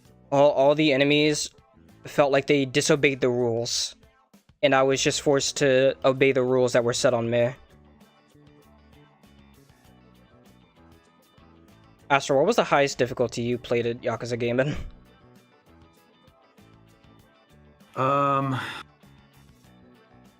Technically the hardest was the one that I was doing on 7 before you unlock the hardest difficulty. And how fun was that? Very. I fucking enjoyed it. I think I only got like 3 game overs, 2 of which were on a certain fight that is like unpredictably out of the blue. So, you know, unless you knew ahead of time, you probably should have. There's likely going to be a game over there. Gotcha. But yeah, it's like easy, medium, hard, and then EX hard. Damn. That sounds cooler than just like hardcore. Yeah. Yeah, but like if you played like any of like the Yakuza games, like the old Yakuza games on like the hardest difficulty, it's just a pain in the ass. So not fun. And I know Yoon told me that like actually I think it was Yoon and Kufi. They were like, yeah, like Yakuza 3 is like a pain in the ass on hard difficulty. It's just not fun. Mm-hmm. It's a vastly different game. I'm sure the problems that were in Kiwami exist in that game, and that's just. It's hard to say. I know what's funny is that the remasters of 3 and 4 are no longer quote unquote working because the games were built to run at a capped frame rate, which I think is like 30 or under. Usually Um, 30. So, yeah, but we're also talking about PlayStation 2 era. Um, and whenever they remastered it and ported it to the PC, certain combos don't work anymore because it'll immediately like hit them into a block, or they'll there's like block strings that almost come back up quicker than you can get a punch through. So certain enemies will just never attack you, and that's because their frame rate wasn't to predict. Like, because you know how they program the AI to block if you're like throwing out haymakers. Mm-hmm. In that situation, they didn't account for the fact that like, oh, what if the frame rate is quicker? Then they'll have to make it so that the AI gives the player a chance to get a hit in, but they didn't do that. They never thought about that because, of course, you don't expect a game now to suddenly want to be remastered in the future, and then you have to reprogram what certain things do at a higher fidelity, higher frame rate and stuff, Yeah. which is funny. Which in the end just create like so many issues. Because the game was never built like that. Certain people dislike it, certain people don't mind it. I mean, I'm one of those people who's indifferent towards it because what am I going to be upset about the developers when they gave me exactly what I wanted? I guess the only thing is like they didn't realize it because they were playing it on what I would assume is those consoles or PCs that were built to practice run the game, and never on like a home PC that has like the highest new graphics card and fucking 8-core CPU, yada yada yada. Yeah. Just yeah, you can't account for that. And at the time, like, how could you? Imagine running an RPG Maker on like a computer, like a NASA computer. You think that RPG Maker game is gonna be like super fast? No, it's gonna be like really weirdly like, what the hell is going on? It genuinely won't be able to process like the information it has to play with. I think that's a funny exception. It might be fun. I feel like games like Undertale would be totally fine on a NASA PC, but certain games, no. I think it's just specifically old games. Actually, yeah, it's console games. I really wish someone would break down what the like how the hell that like super like ear blasting noise happens, like when a game like just like what happened with Kelcat when she was playing Dead Space. It's not gonna lie, that's a different game. I know, but like it's still like weird how that happened for like for a game that's built for the system. Like, how did that occur? Yeah.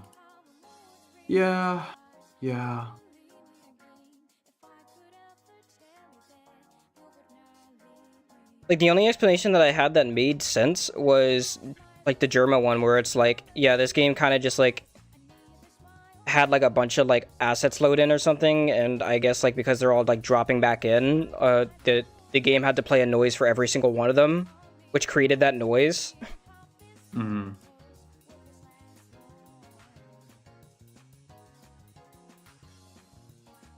Random tangent to go on, but you know how, like, certain people will, like, create characters and they'll give them like a labeled like class or title for what they are. So like, you know, you'll have characters that are like sword master and then their name that follows, kind of like a title. Yeah.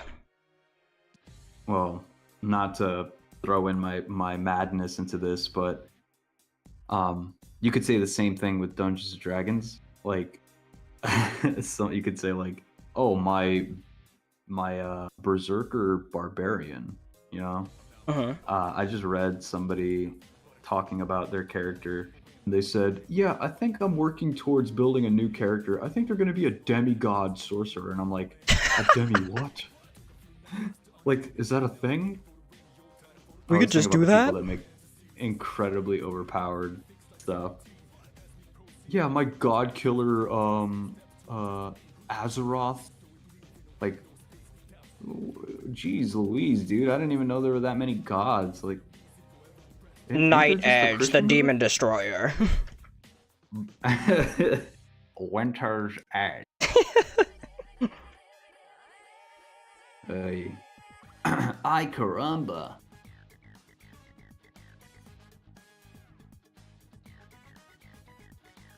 I forgot. Were there any other games you were excited for at the Game Awards? I think it was just. Not in particular. I mean, Virtua Fighter. I mean, I don't think I would play it, but I wouldn't play it, but I'm very excited to know that RGG is taking over for it. also I feel the like that's a good company to give it to. also the new like Ryuga Gotoku like IP. What was it called? It was called like Project. Project Century, Yeah. dude. I swear it's gonna be the origin story for the Tojo clan, but I'm not gonna get into that.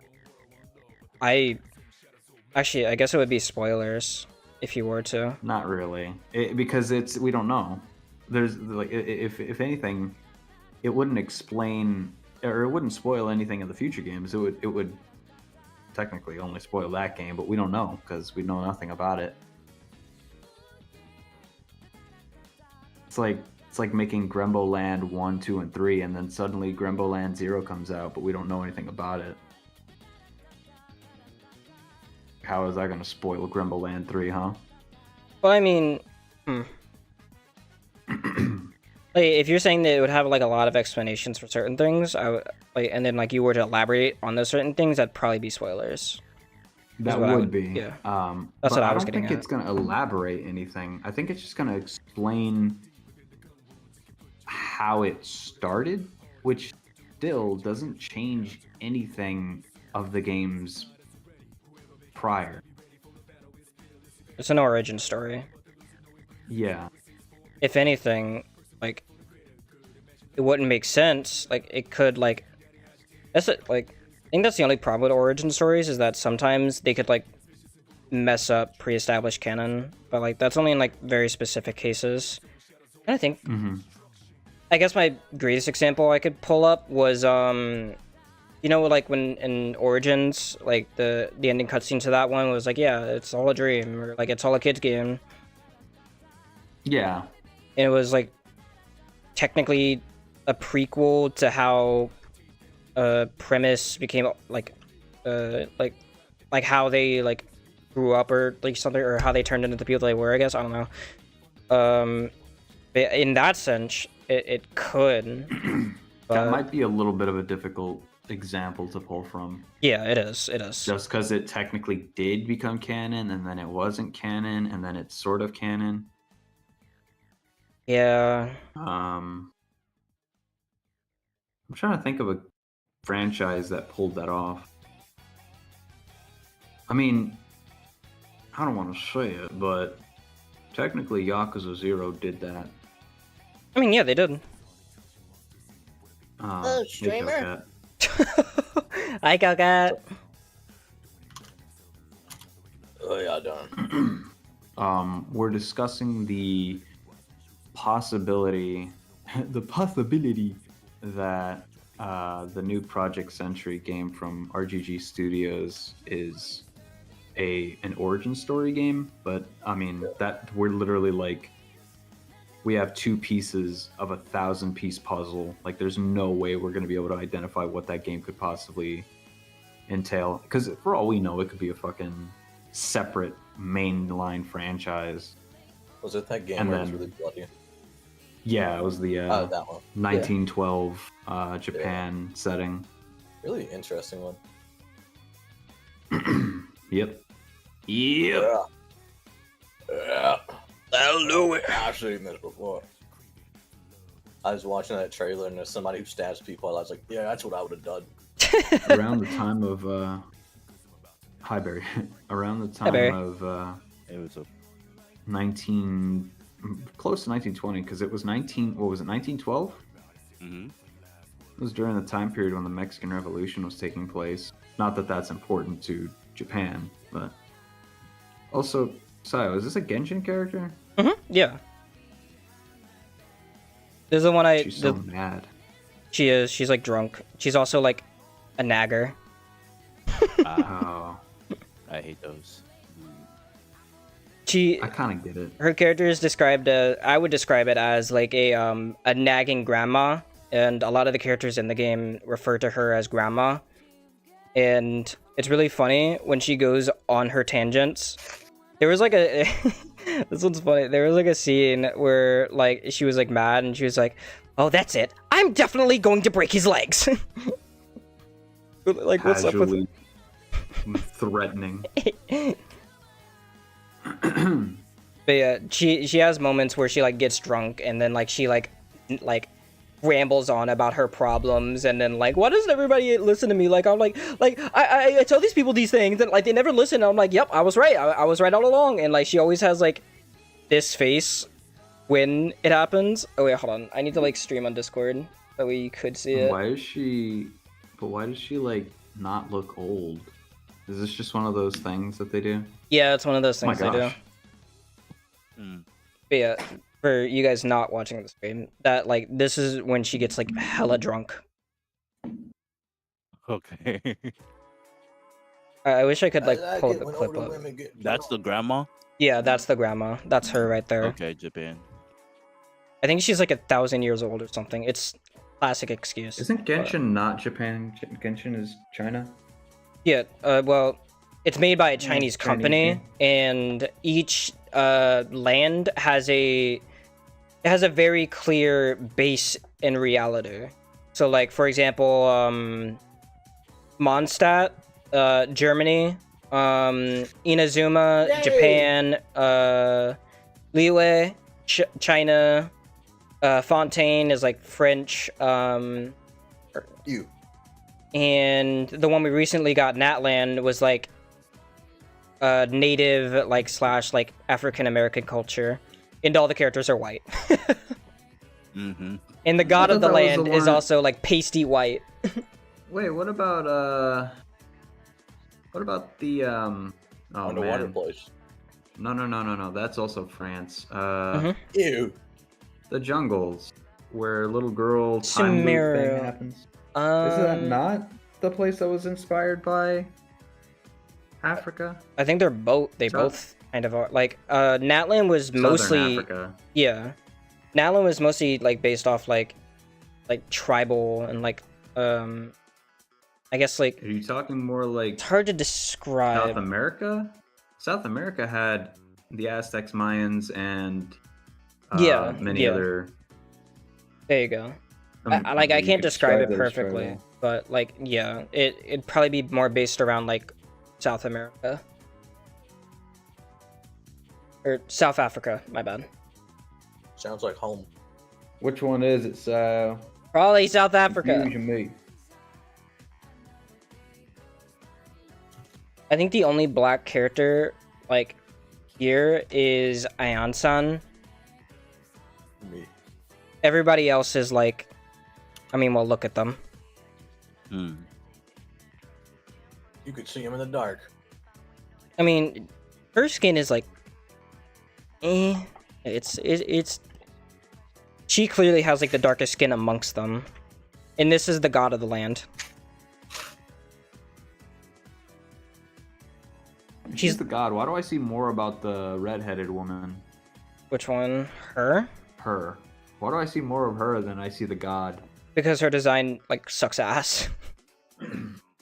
Who's Yeah. the god or the? I'm guessing Lady. the god. A lot of people say both, but Chaska is like she genuinely has an ugly design. Like here. Wait, what does he look like full body?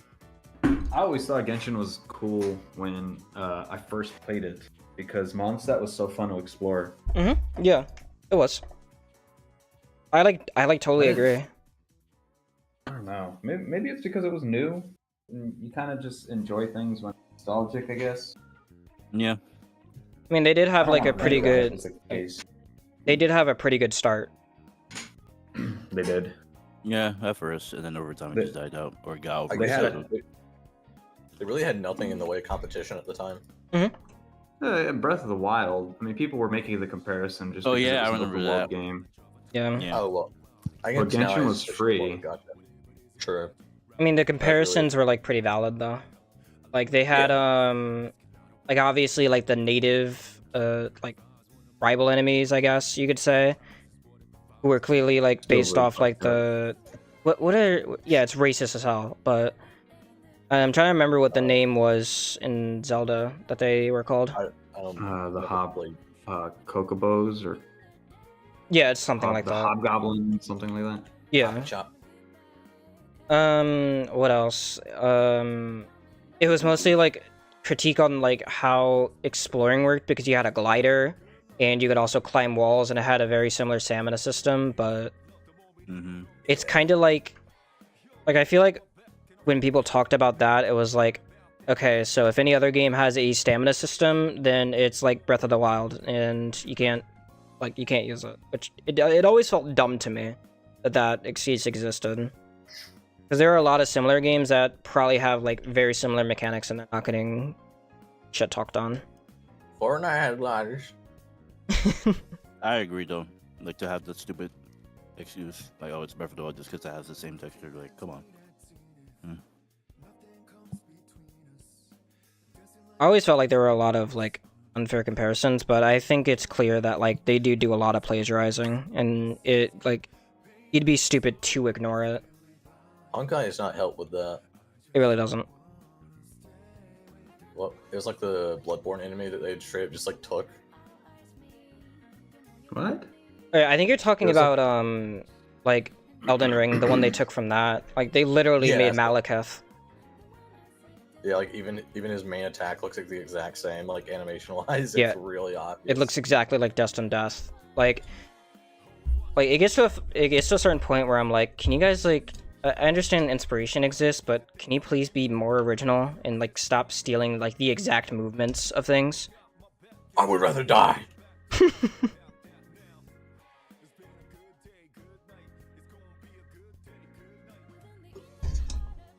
Keep bumping my mic.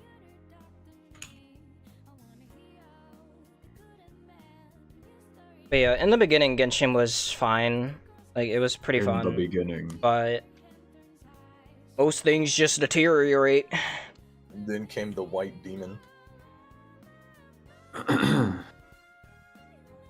Like if like, hold on. If I look like, I think Xinyan was like probably like one of the darkest skinned characters we had in Genshin, Oh yeah, yeah. He's cute. and I really like her design. But like, I'm thinking of a different character. yeah, she's cool. But it's like, where did this design where are these types of like character designs in like Natlan? Because like, Also, I don't get why they made her the voice of Sandy Cheeks. that one kind of confused me. I'm a squirrel.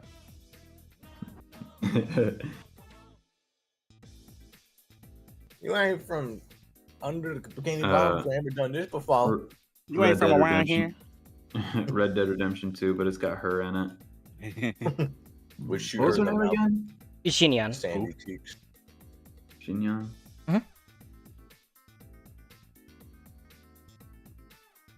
what I call That's it. funny.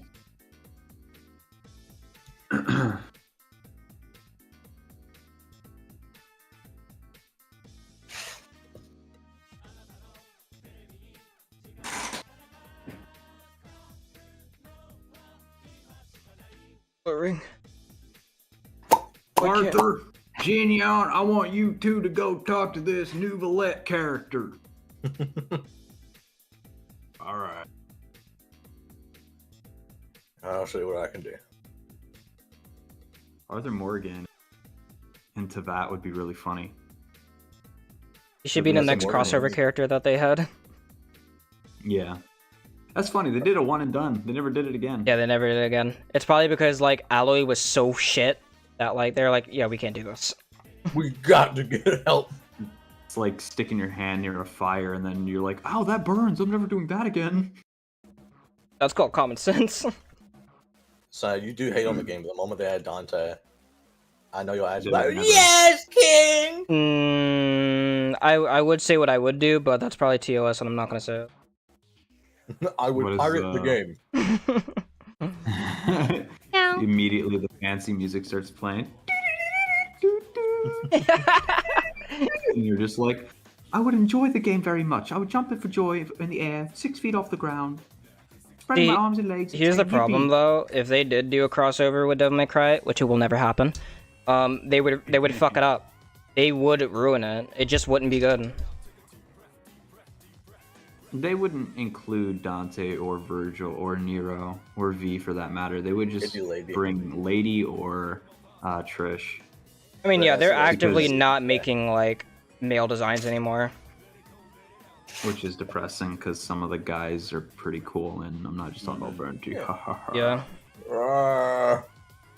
Like if you've noticed, like the characters that have been releasing, primarily female, all of them.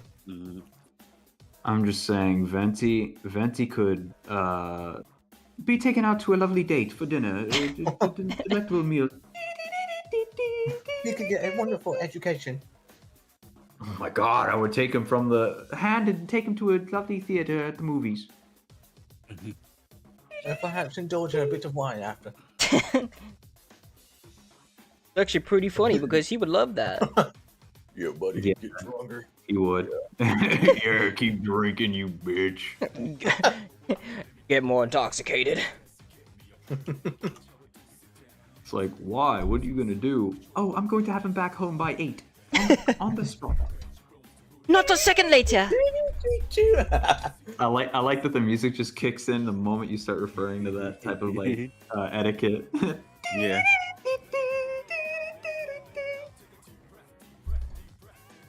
What the hell? Sometimes I use this website called Fantasy Name Generators for things like inspiration mostly. I generally don't take the names from it without at least altering them in some way or straight up making up my own. Yeah. But Yeah. under one of the tabs, I'm looking through and I'm like, okay, there's cockatrice names for like the monster. There's code names, cool. Cowboy names, cool. Cyberpunk nicknames. Halo. Evil clown. names. Evil clown names. Okay. The Evil Last of Us Clown. names. Evil clown. Evil Wow. fucked up Rifle clown. names. Warhammer nicknames. Barry, I think we're missing the important thing. Like evil clown? Question mark. Now What do you fuse mean it. evil clown? Now fuse it with another concept. Evil clown, as in like if somebody wanted to make their own Pennywise, or what is that new one? Honestly, I think it's Terrifier. more interesting to Terrifier. base. Terrifier. Yeah. Yeah. What's that? Or they could be I think the most interesting evil clown decision was just making it based off what is it, Tom Wayne Gacy? Thought John Murder? Wayne Gacy. John Wayne Gacy, yeah, there you go. I just like slandered a random guy named Tom on who happens to have that last name. No! I'm sorry, but if your name is Tom, you got a mouse to catch, buddy. Get on it. But yeah, that was the most interesting concept for an evil clown because the realism of the evil just hits very close to home. Hmm. Wait, was this an actual like serial killer? Yeah. Yeah. Very famous guy. He I did not know this. he Damn. did things to children while dressed as a clown. He was their buddy. Uh-huh. That's where it came from? Yeah. They John Wayne um, Gacy. He died there's in a- 1994. Thank God. there was a shit. killer in Dead by Daylight based off him, and he is executed very well. He is also That's disgusting. Wait, do he you mean? also Never mind. he really likes looking for people who go into mine shafts and mine cores. All right, I get it. You don't. Here's a picture of him killing someone. He also cuts off your fingers in game. That's not even me fucking with you. He just does that. Yeah, he really does. I think it's because he just derives pleasure off of like sucking on them. It really it's funny. We're talking about a video game, by the way. Yes, Twitch, we don't- are. don't Yes, be scared. we are. Not me. I love I things. I specifically specified that we were Shut up. talking about Dead by Daylight. I'll be putting my mouth in your fingers. It's really weird. Like that's his Mori. Like he like cuts your fingers off. And he's like, delectable. Oh look, an unattended finger. A delectable snack. I'll be saving this one for later. Gonna have that music on like a soundboard.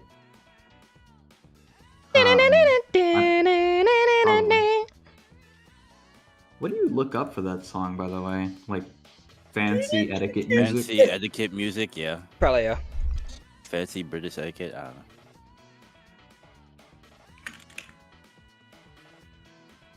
There's a name for it. I just can't. I mean, like an actual like. Exquisite. Hang on, let me see if I can find it. Enamoring.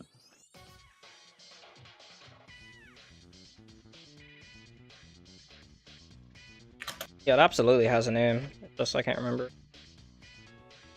Nor have I ever.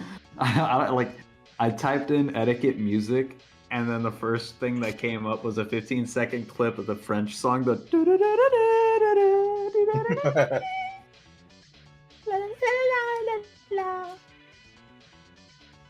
it's the same song that plays during the French cat going. I love that critter, man. What? Nothing. You're just funny. Fine. I wonder if you could play the song. I don't know. I'm pretty sure it's copyright claimed, so you probably wouldn't be able to. But I found If anything, the song will get muted, or the stream will get muted called- for a brief second. It's called I don't know if it's Minueto. It's like Minueto, Here, like minuet. Oh, I like that. Minueto. This is the song. Minueto al fresco con giro. Oh, I hate Discord for pulling up ads. I think this is it. It is.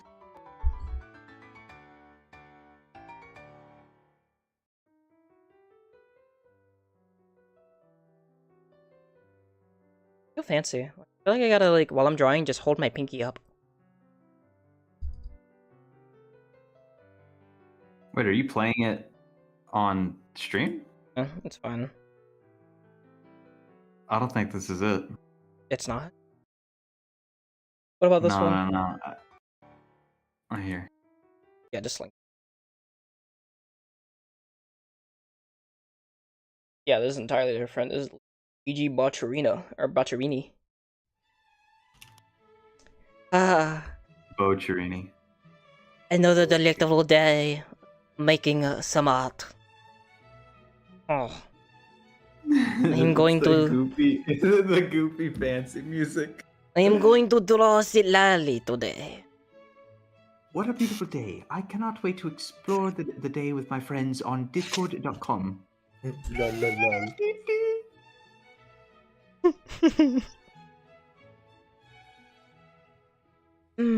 Pass the biscuit. When you go to McDonald's, the cashier calls you sir, sir or ma'am.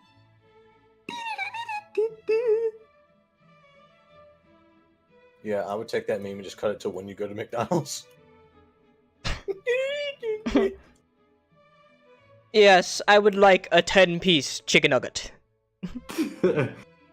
Heavens no, Robert the anthropomorphic sentient sponge, beholder of rectangular trousers.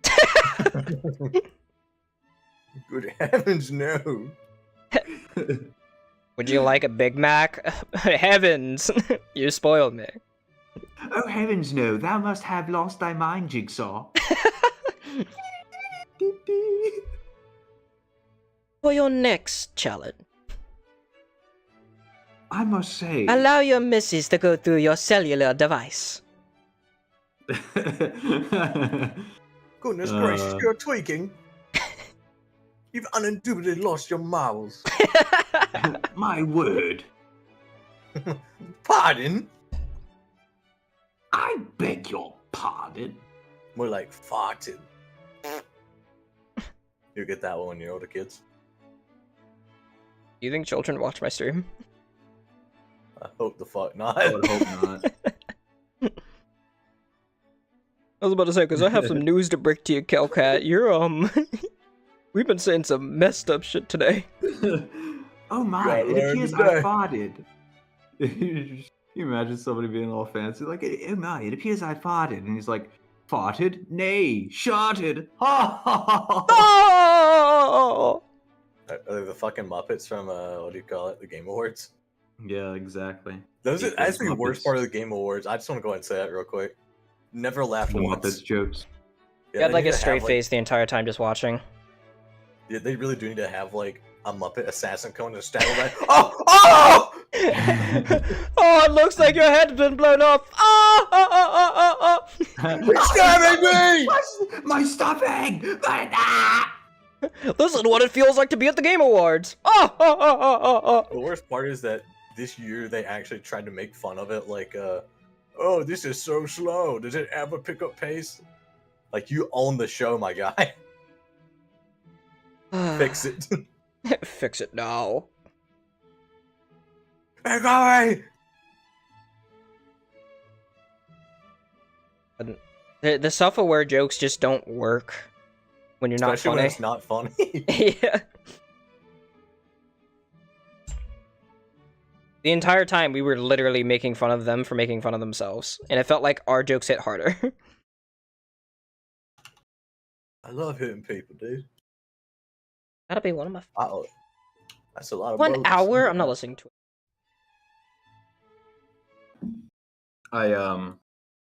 What's up? I got a thing of cookies. It's like a pack of 4 for like $16. And before you say it, 4 cookies for $16. They're not just normal cookies. They're like massive, and some of them are like cakes, Okay. like miniature cakes. And geez Louise, dude, I think I love sugar and sweets. Call me like stocking, right? But I took one single bite out of the Oreo cookie crumble cookie or whatever. Holy crap! I feel like I already had a heart attack. Like a single bite. Okay. Are you good? Maybe okay? Yeah, I'm fine. I'm just like, there's 4 of those, and I only took a single bite out of one cookie. They're really good, but I mean, that's a lot of sugar. Yeah. Yeah. Those like cookies are like round in it. Drowned in it. Soiled it. Soiled it.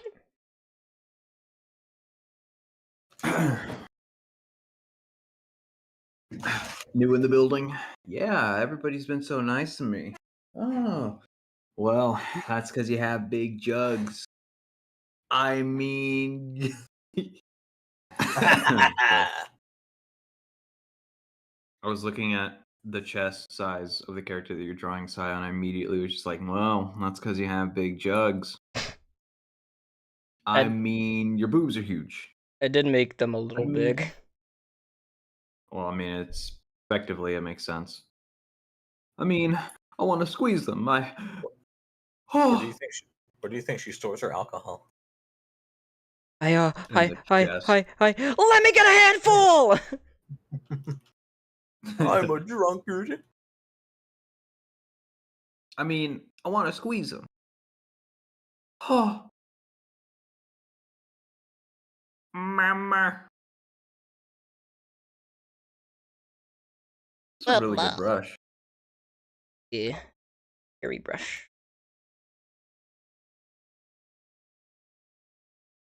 Of a fight. Called gazebo. No, a bunch of. I built one of those actually. Gazebo? Did you? Like in real life? There's one in front of my house. Swear to God. You built it though?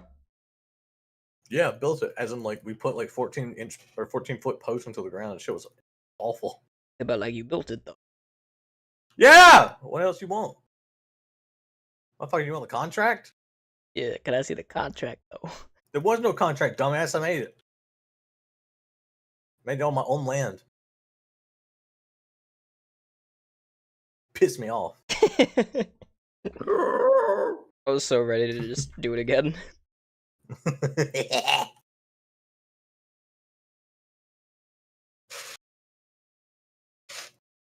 the upteenth time! Yes! So you do have my pizza. For the absolute. Have you watched that Conjun House skit, Astro? I'm sure you course. have. Watched like all of them. You got my pizza. No! I don't! Okay. But you got my pizza though. I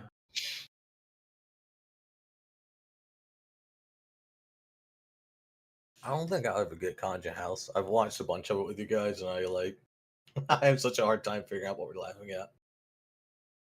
Because you're not silly enough. Oh, okay. You gotta reach like a silly criteria to enjoy. It's like Rick and Morty. Yeah, you're just not smart enough to understand like the complex stuff in Rick and Morty. Like, you know, when he belches, that's like him releasing his inner emotions because I love season 1 and 2 of Rick and Morty, then it got popular, and then I did not like it anymore. it's You because think everybody Rick and became Morty is elitist behind it. funny, I but you liked don't it when think it, Conjure House is funny. I liked as in past terms. Uh-huh.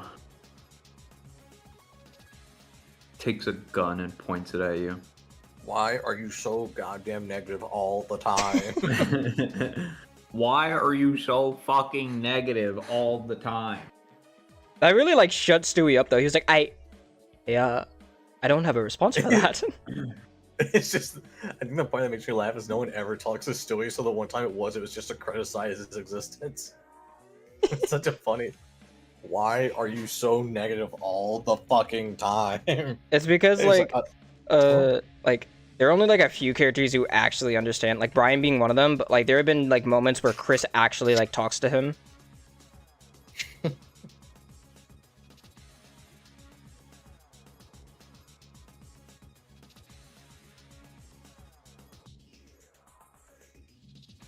The whole compilation. Oh, good heavens.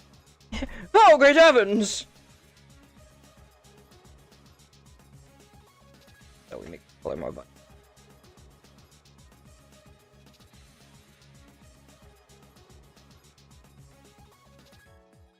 Do do do I do do do do do I.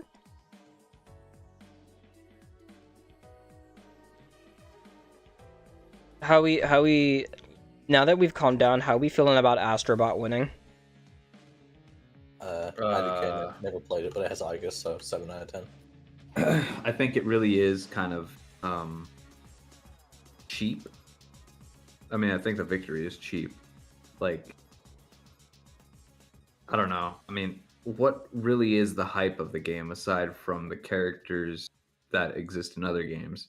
Because let's be entirely honest, if it wasn't for Smash Brothers having all the characters that it has, what really is there gameplay wise aside from like platforming fighting game, which there are a ton of? I think it's because, in the Smash Bros. Terms, it's because Smash is just the one that does it in a satisfying way. Right, but I mean, if it didn't have the characters, it's just a platforming fighting game, right? Yeah, that's true. And I mean, you know what other games do the exact same thing? Brawlhalla. Oh God, I can't think of that one Steam game. It's like Rivals it just of got a Aether? second game. Rivals of Rivals of Aether. Aether. I'm so Yeah. smart. And I there's said like it another first. one too, but like nobody gives a fuck about those games, right? Like it's a niche following. The only reason Smash Bros is as popular as it is because of the IPs that they've collected. And in the same vein, I think Astrobot is the very same.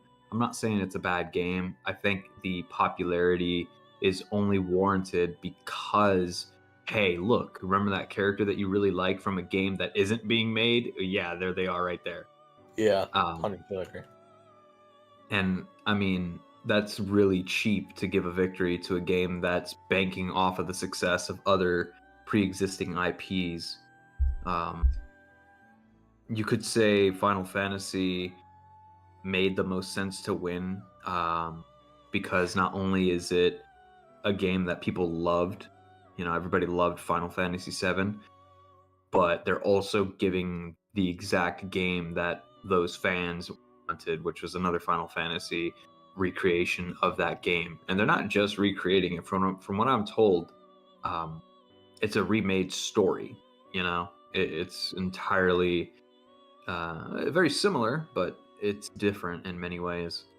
The same could be said about Metaphor, except it was a unique IP, which is why, as much as I would have loved to see it win, I don't think it would have. But all that to say, I think Astrobot won because it's not good per se, but because of the games that it featured in its game, it fucking skyrocketed that particular game. It's hard to Yeah. really say much about it because, like, none of us are buying a PS5 just to play it. But Yeah. like I feel like that's also like what restricted a lot of people from even like touching the game, is because PS5s are so hard to obtain that like how many people actually have played Astrobot is what I'm curious. And 20. and how many of those like those who played it actually voted for it at the Game Awards?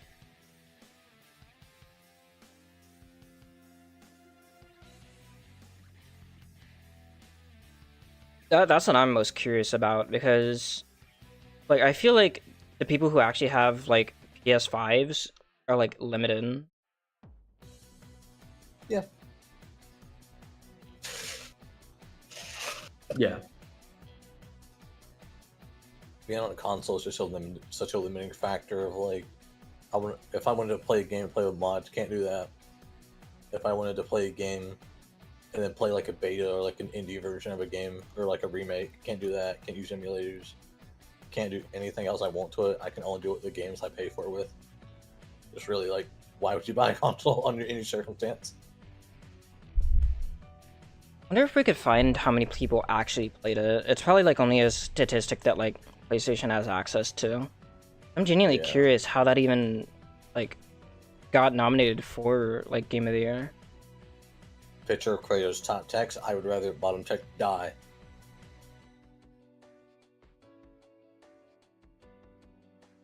There's no like Steam database like look at. So it's like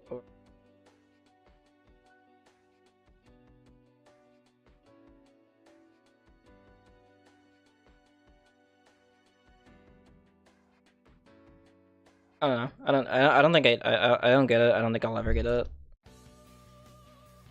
Yeah. I am still salty about Black Myth Wukong not winning, because like still really good. You can write it off as like a Souls game, but it like hardly plays like one.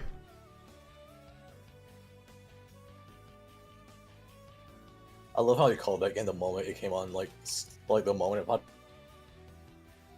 What? on my screen. I was like, Souls-like inspired game, but set in like time period. Ah. Black Myth Wukong.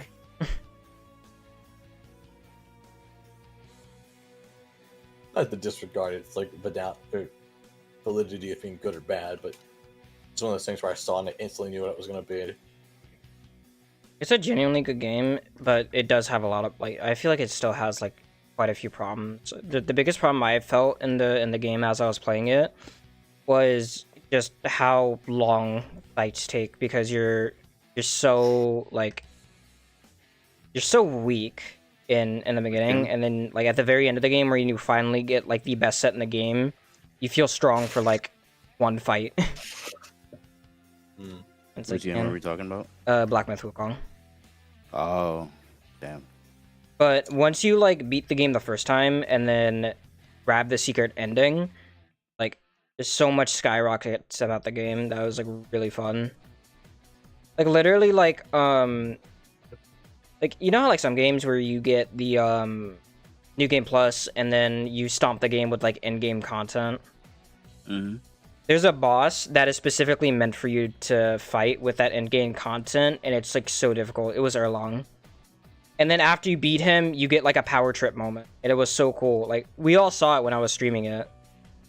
It was badass, and I'm so glad they did that. Also, not even mentioning gameplay, there was like all the cutscenes that were featured in the game that were so like good to watch and listen to. A lot of them like were animated differently, and when it got closer to the end of the game, they turned into more like 2D animation. But there was like claymation, like Puppetry? yeah, puppetry, like that type of stuff. It was really cool. They all had like distinct styles for the most part. Black the Myth mu- didn't win any awards, did it? No, it did. It did. I think it won player's voice and something else. Okay. Okay. Results of the awards. Okay, Asha. Yeah. Is there a reason we're not starting? We can. Yeah. Let's go ahead and jump into the other VC. I was just saying, like, okay. It's too late. Bye bye, you D&D too. Messiah, so bye bye, critic. Have a good session, dude. Eh. If we're looking at what won the Game Awards, if I'm looking at specifically, Black Myth Wukong, it looks like it won action and player's voice. It deserves that.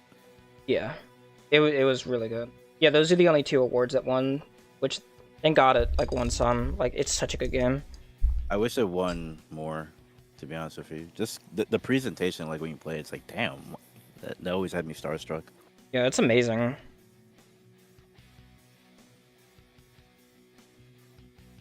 Also, like all the Wukong stuff fight, like I didn't even know he could grab you off the thing and just start slamming you.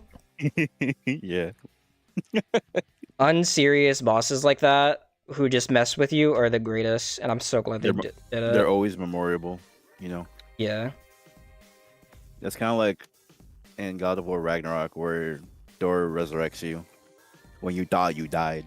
Yeah. Like that, it's like, okay, that's gonna make people remember that game more. I say when we're done. It's small moments like that that is like, oh my god.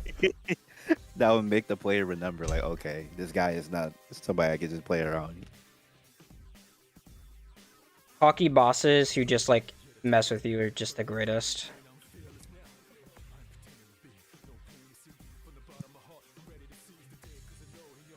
It's really crazy how like Thor of all characters is able to do that to him. Well, I guess it's not too surprising, but like thinking about like the power scaling, I hate to say it, but like the power scaling of like Kratos. Like this man, like he fought like Kronos, like Zeus. It was like he pummeled Zeus senseless, and then he made what I think Poseidon blind and shit. But the way he fights Poseidon feels like it's racism. That's what people would joke about, because like the things Kratos did back then, it's just goddamn. Yeah, he was full of hatred.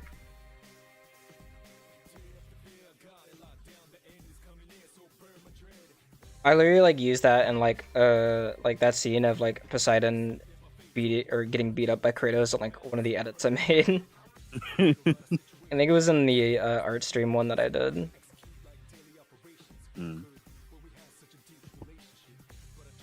It's really funny because like as a kid, like when I was watching those streams, I was like, yeah, get him! But like as an adult, I'm like, Jesus, Kratos. Oh my goodness.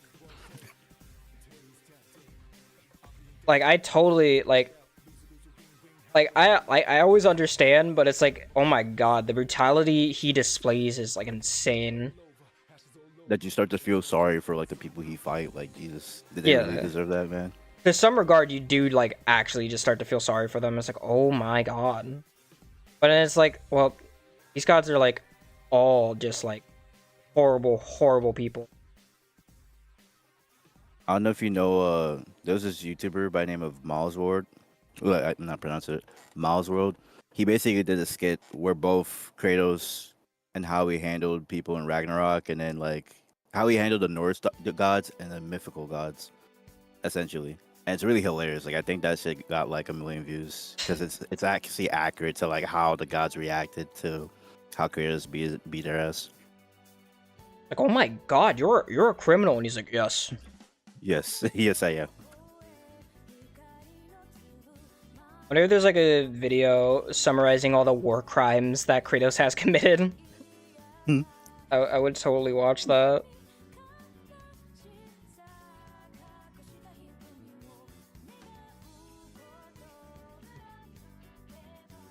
I mean, he is a general, so it's like... That's something we, like, people often forget about Kratos, is that, you know, he's a warrior. He's a part of an army. So, like, he's not just, like, a mindless brute. He can be, but for the most part, this man is extremely smart. He knows how to fight. He's not just a lumbering fool.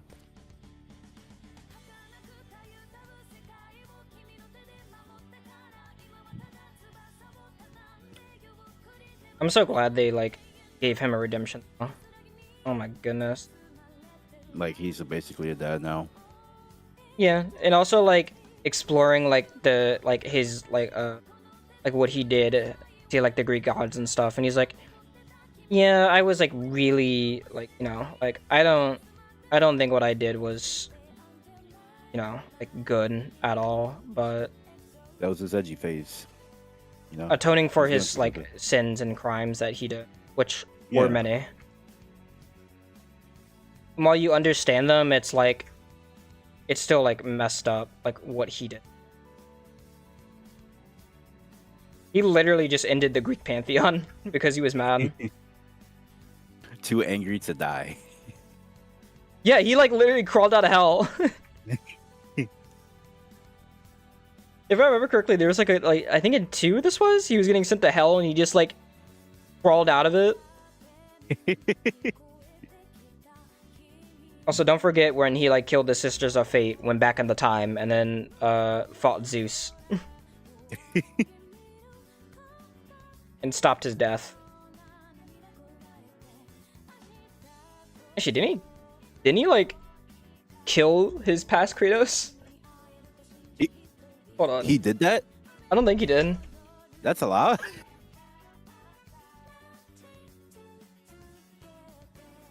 Hold on. Try to see Kratos, because I know this is like in the end of 2.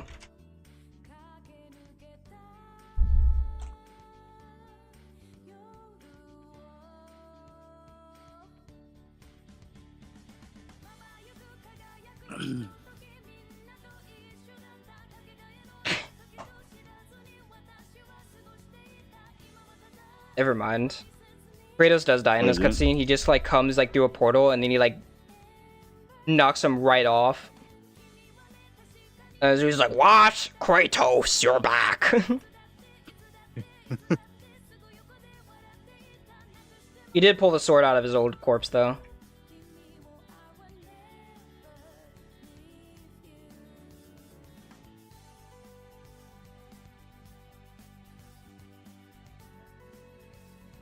We all just take a moment and wonder what the fuck the dying Kratos was thinking when he saw himself.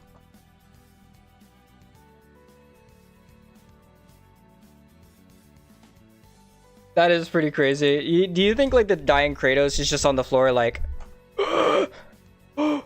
is that me? Me but better, whooping my ass? What? I don't know if I should be impressed or ashamed.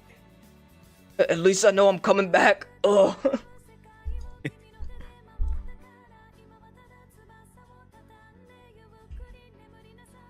That time loop is insane though.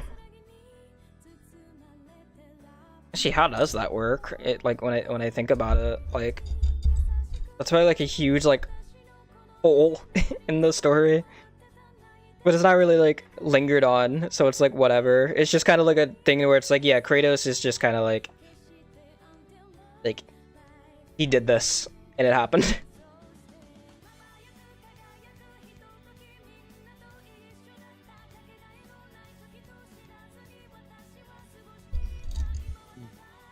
Yeah, am I finished on my water?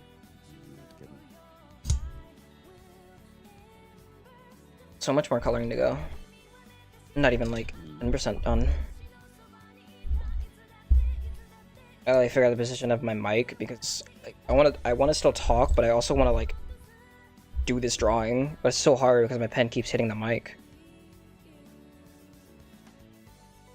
And we'll consider hair done for now.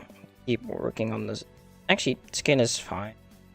I do like the shadows on the hair, especially the braids. That's pretty good. Thank you. It's still like very simple shading. I'm just doing it so that way I can like color over it and then like make the hair strands like come out of the hair. So it gives it more of like a, I don't know, like a more hair feel, I guess. A good way to describe it.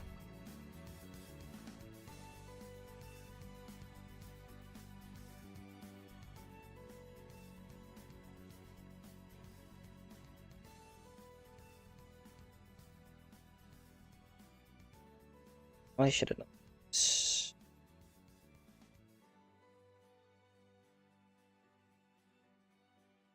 Dark, but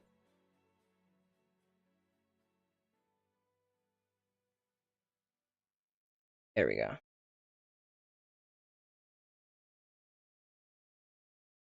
Color choice is so damn.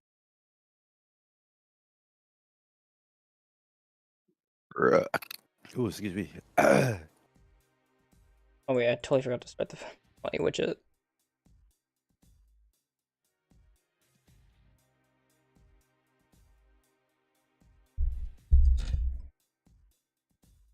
I did not think it had been 2 hours yet. I'm definitely gonna finish rendering this on stream. Even if it takes me like 5 hours. Not gonna speed run this, but definitely gonna try not to link stuff for too long.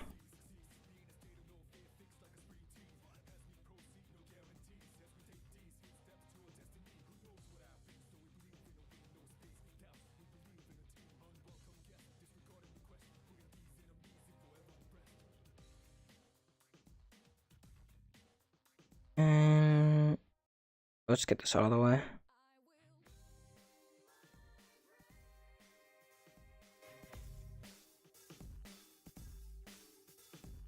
Okay, this again seems on each part of it. So.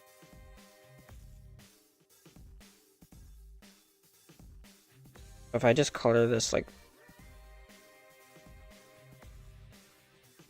this. Nice, I got the achievement.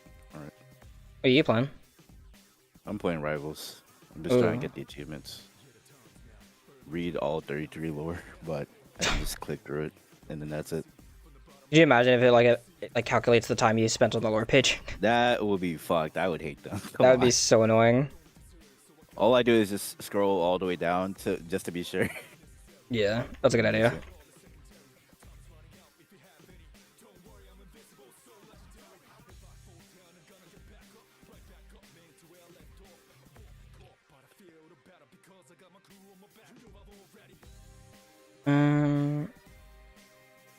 A few lines.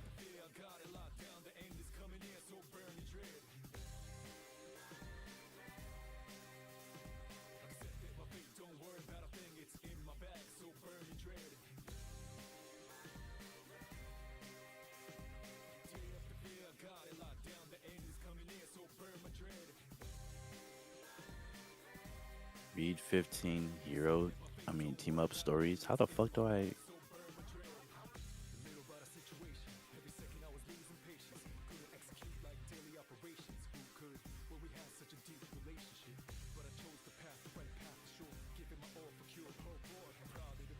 There we go. That also needs to be like colored appropriately.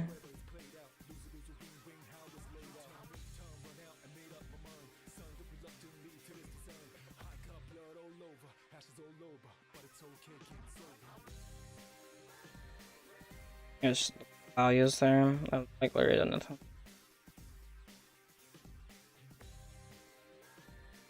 want to make this vibrant. Something I really can't stand is like gray looking colors. It really depends though.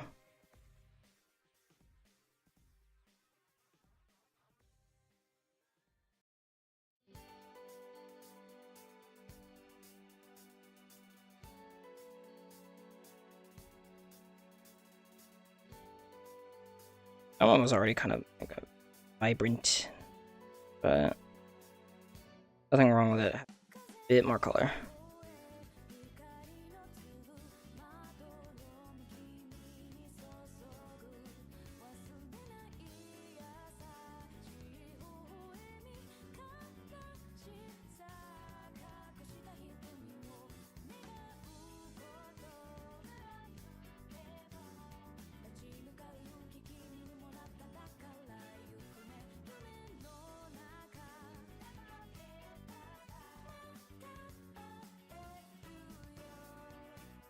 Persona 3 is genuinely such a good soundtrack.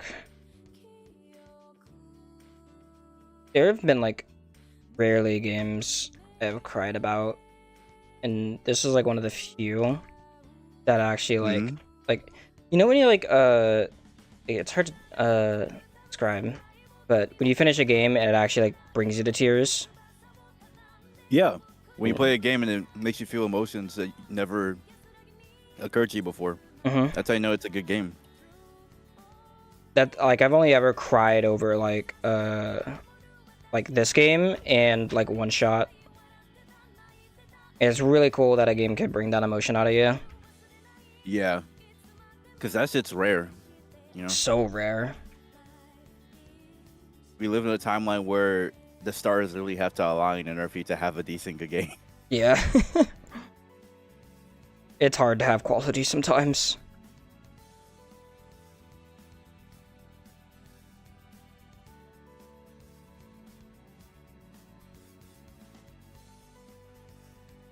Really annoying too, because like I feel like I'm trying to think. There have been a lot of games that have been more so like we want to keep you playing for longer than like focusing on a amazing experience. Gotcha games are just like probably like the one example I can draw that to. I guess more so games prey on your FOMO more than it's like, yeah, we want you to have a good time. Yeah. There are games where it's like, okay, you have to be there in order to play this game. And it's like, I could get it because in a way, it probably makes them money and they want to be able to profit off of it. Like, I also Yeah, of like to course. value myself, you know? I don't want to be like, you know, every day I have to be on this game in order to get what I want, you know? That's mainly why I like completely quit gotcha games for the most part, because I hate feeling like that, and those games like promote that type of feeling. Yeah. Fortnite, Okay, Star Rail. I don't know if Zenless does that. Yeah, any gotcha game will do that, and Fortnite still does that. Like battle pass systems are cool, but God, I hate premium battle pass like system. It's not required, but like God, is it annoying? Because I like a game where, like, even after it's released, I could wait like a year and then play the game, and I'll still be fine. Like, I don't have to be like, oh, wow, I should have been there when it was happening. Like, no, I'll still have fun, even if Yeah. I'm like, I guess, quote unquote, too late. Sorry, gang. You just happened to be a bit too late, so you missed out on this really cool thing that we did. It kind of like stuff like that just kind of feels like, yeah, we kind of hate our players. We only love you if you're actively playing our game.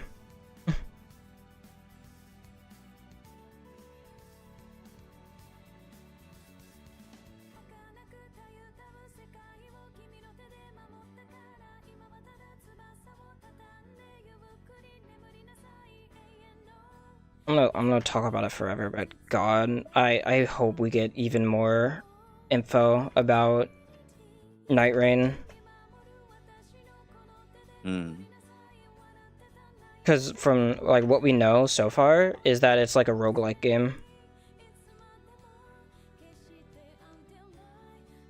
And it has like zone like battle pass or battle royale like zone type stuff where you have to like progress through the world and like a zone will close in on you, and then you have to complete an objective. Like the way that it was described was that like every day the zone will like close in on you, and then it'll get to a circle, and then when you beat this like boss, the zone will like recede, and it's like constantly like closing in and then going back out, and then closing in and then going back out. It's very like experimental what they're going for, but like I want to be there. Like I want to see how they pull this off.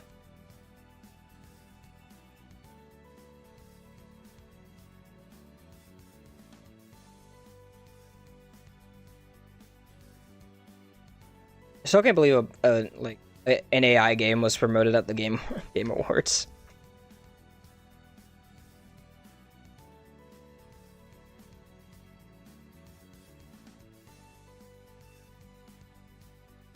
trying to think about what else was like shown at the Game Awards that I can talk about. Like most of the stuff was literally just like Clive and like Clive from Final Fantasy being in Tekken and just Night Rain. Anything else was kind of like all right.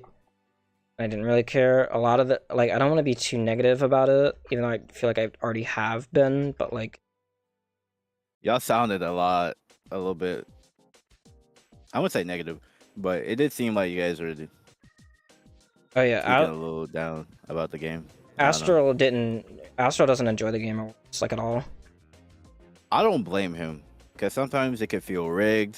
There could be a game that you've actually played it gets nominated and it just doesn't get what it deserves, and it gets overshadowed. I think I remember, damn, I can't believe it's a year ago. I remember last time Nova Head was like, there was a game and Pizza Tower was on there, but it didn't get an award. It got the one that won the award for that thing was some other game that nobody heard about, and Nova posted like, what the hell was that? I think you know what I'm talking about. Yeah, I was there. And then literally like the people who created the game, we responded to him like, but then they took down the tweet. But it was just crazy. Like no one knew what the hell this game is. Wait, they responded to Nova? Yeah, they responded to the tweet. Like the people who actually created the game. They're like, yeah, this game is this, this, and this. But then like, and was like, oh guys, like they actually responded. I actually never heard about that. Yeah, you can ask him. I'm pretty sure it happened for sure. Like he literally posted a picture about it. But then obviously they took down the tweet later on, like, probably because they probably felt bad about it. But it was trending. Like people were like, well, not trending, but there are a lot of people like it became one of his hit tweets. Okay. So that is crazy though. Like, what the hell? There was like a huge long time where like all you would ever see on the internet was Pizza Tower. So it's like, how in the hell did the other game get like the award? I think I do tend to think about like not everybody plays every single game that's on there. People are only gonna play what's like popular, and the thing is like, even if the game to us in our eyes seems popular within our sphere or circle of things we like, that doesn't mean everybody else knows or plays that game. You know? Yeah, for example, like Marvel. Most people know Marvel. It's a huge IP owned by Disney, but there are people, I'm pretty sure there's people still out there who've yet to watch any Marvel movie because they're not into comic books. That's like me.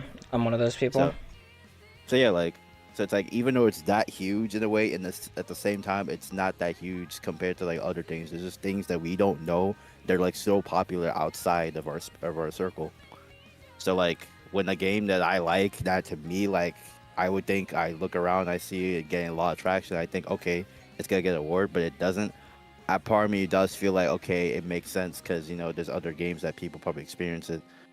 So that, or like it probably got an influencer was like, oh, play this game instead, and then because they have much influence, a lot of people would play that other game that we don't know. So like, the only reason I feel like it's so weird is because like, actually, then again, like a lot of the stuff you're into, like you always get like content like pushing it towards you. Yeah, because of the algorithm. Yeah. I like Hi-Fi Rush. It's a good game. I'm gonna see like multiple videos on YouTube relating to it, and then multiple like stuff on Twitter relating to it. But there's gonna be people who've yet to like touch this game or be like, oh, what the hell is this game? Even though like, yes, it got nominated. It has all these cool things about this game. So yeah. Ooh, my neck. So it turns into a situation where it's like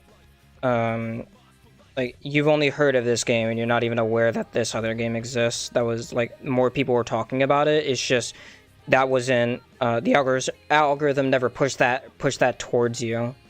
And it's more like you only ever hear about the voices that are the most vocal about it, and like sometimes people are like silent, but like very, very strong supporters. Yep. Because there are people that secretly like the game, but they're not going to show it to their peers because they just like to keep it to themselves.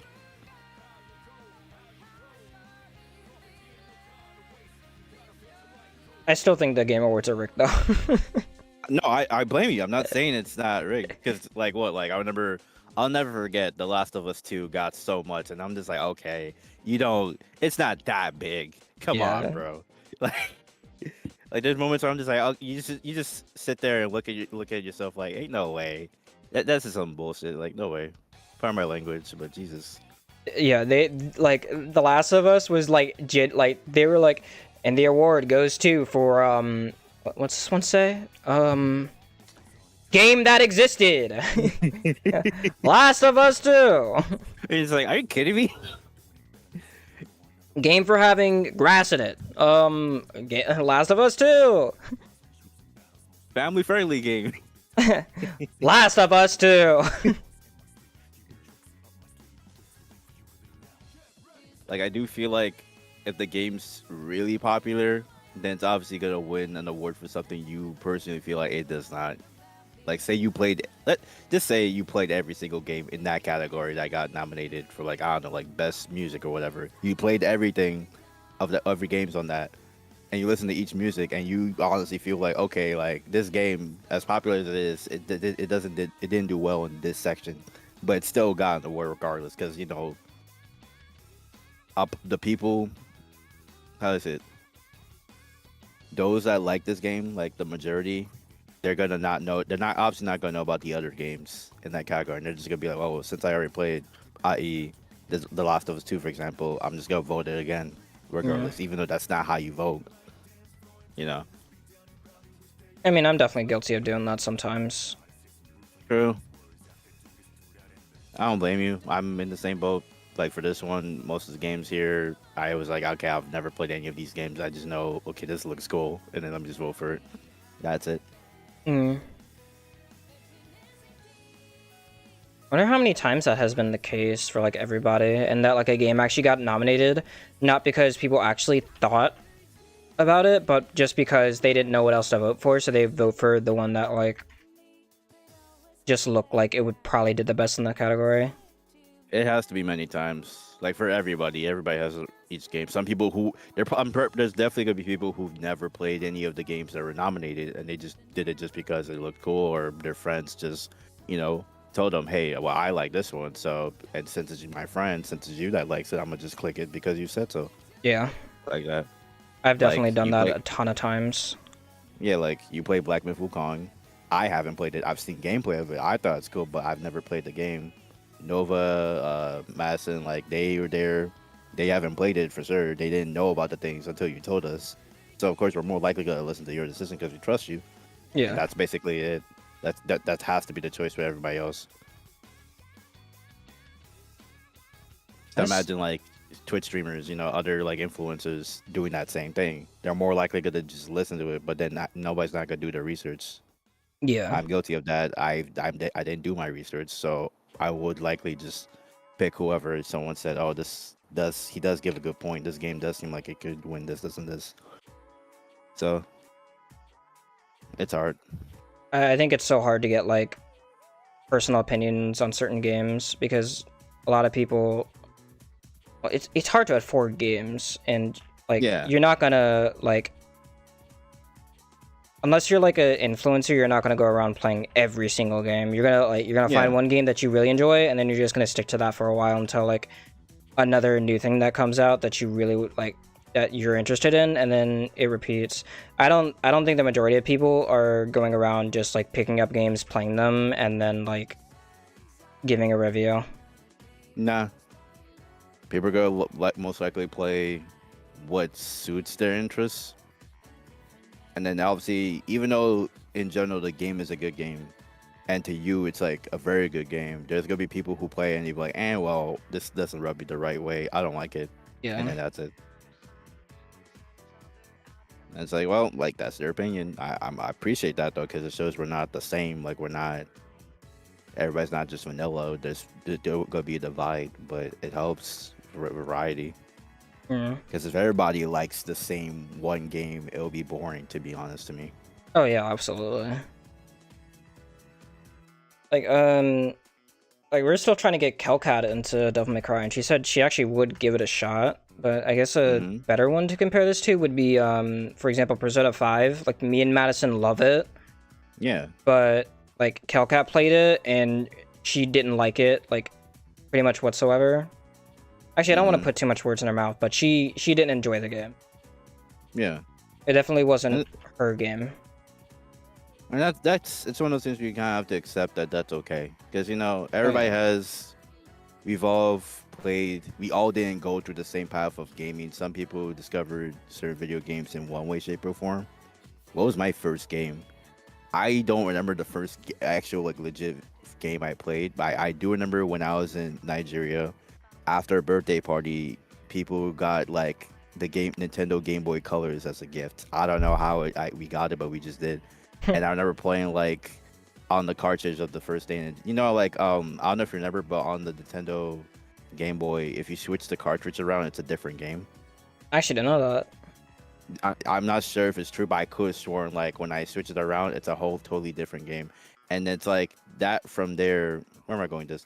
That right there can like basically be like, all right, since I like this style of like gaming, I'm gonna want to chase after that feeling.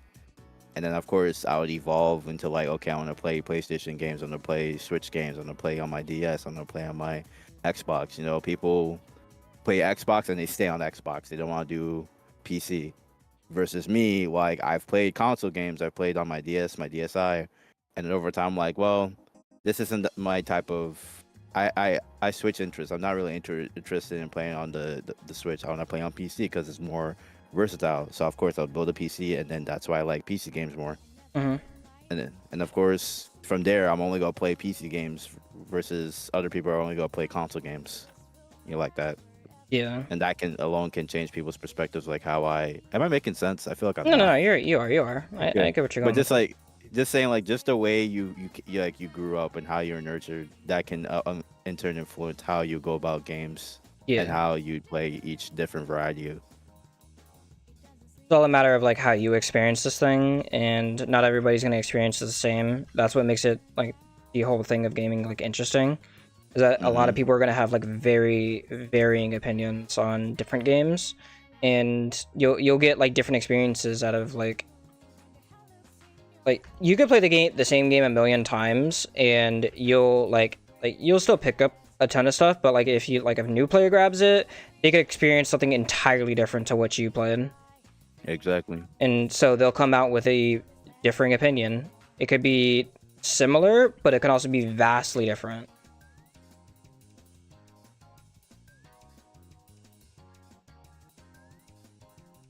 It's like, for example, like one example is like when I first played Katana Zero.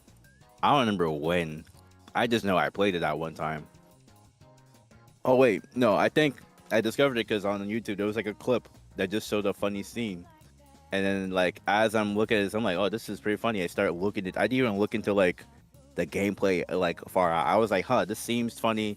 I want to try it. And then therefore that's why I bought the game. And of course, as I'm going through it, I'm loving the music, I'm loving the graphics, I'm loving like all the stuff I can do. I can slow down time. What the heck? There's different options. Oh my goodness! Like, of course I'm gonna play it. Oh wait, if you do these achievements, you get more different items to the game. Of course. And then I have a friend who's just now playing Katana Zero, and then he's like, he's not ass, but it's like suddenly it's like difficult. Yeah, he's a new player. And it's like, damn. Yeah, like. But granted, he's not like new to gaming in general. He's played some heavy games that to me it's like hard for me to try in. So it's like how do I say this? It's like for example, he's played Devil May Cry 5. He can beat that game easy. Me, I'm starting to play Devil May Cry 5. I'm like, holy shit, there's all this stuff I have to do. I have to do all these combos and shit. This is like how Dante is and all this. Like, suddenly it's overwhelming for me. Yeah. But it's like that. Like, he plays console games. Of course, he's going to be a pro at it. I've played more PC games. It's going to be easy for me to play it. And then when you switch the roles up, suddenly it's going to be difficult. It's going to be different perspectives, I guess. Or I could be wrong. And we're just bad or good. A lot of it definitely comes to like a new game player experience, but like I think what you're saying is definitely like true. Like whenever you have more experience on the other, that'll translate better compared to somebody who's like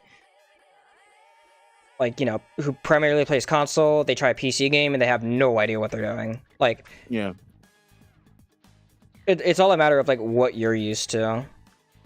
And I will agree that like for new players who are playing Dante, he's sensory overload the character. What do you mean I have like 3 different swords and 5 different guns I can switch between to? What do you mean I have 4 different styles that all have their own unique playstyle? Dante is insane. I've never seen a tweet talking about having a person who plays Madden or FIFA daily and suddenly giving them like Devil May Cry 5 is like having them switch from oatmeal to straight jalapeno pizza or some shit like that. Just some crazy dinner. Like they're not gonna process what the fuck they're just playing, which is funny and accurate. I remember when I was playing. Oh man, it's so fun. Even though this game is like old, but Devil May Cry 5, I take my time. I savor that shit because that's just it's a really good game. Oh yeah, it's And, like, amazing. I remember when I finally got to Dante and like how I can play as him. I was like, wait, I can switch modes. He has different swords. He can use a motorcycle to kill his enemies. I can moonwalk and parry and shit. Huh? Like and demon mode, devil trigger like that. That I was like, oh shit. Oh man. And don't forget, those also can change the attributes of your skills that already exist. Yeah, like there's just so many combinations that I have to memorize. Oh man, that shit was fun. Dante is not an easy character to get into, which is why Nero exists. Like, he's so much simpler, comparatively. I take the challenge, though. I like Nero, but I need to know Dante. I can't just let this guy slump me like that. A lot of it is just sleight of hand. Like, if you're good at moving your fingers, like, you'll get better at Dante.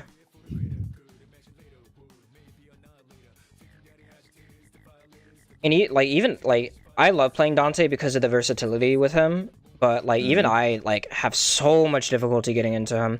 Like, this is gonna sound weird, but I can't play Nero. Like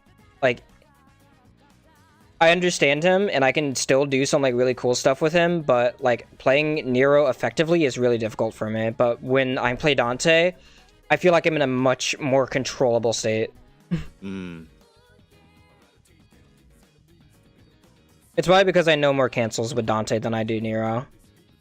Fair enough. Team up with Magic as Black Panther. Damn. I have all of this but the Xenia. I should be doing this more often. No wonder I have this much. I team up with Hulk as Iron Man or Doctor Strange as defeat 5 enemies. Okay. Also, I was like playing like Marvel Rivals offline, and I was like, okay, but how easy is Scarlet Witch? Like, there's no way, like, and I played her, and oh my god, you feel filthy playing this character. That's why I don't touch her. All I gotta do is walk around and just hold M1. Whoever's nearby gets shipped away. If they're too far away and I want to do serious damage, I use my special or right click. I can float, and then oh wait, I haven't spot. I fly away, and that's it. She isn't like Hayden. Like, I understand how she's designed, but it's not. It's only fun for you if you don't have a moral compass. And for your opponents, it's always frustrating. Yeah. Man. I remember the first time me and my friends were like experiencing Scarlet Witch, and then when she uses her all pure chaos. It's like a siren goes off and like the entire enemy team locks onto you. Yeah. And then I'm looking at videos like, oh yeah, they give us tips, or there's tips like, oh yeah, if you're Scarlet Violet and you're gonna use her ult, just hide near like a wall so that you're not gonna be like a walking target floating about. But she dies super easily, like as soon as like she pops up and does the ult.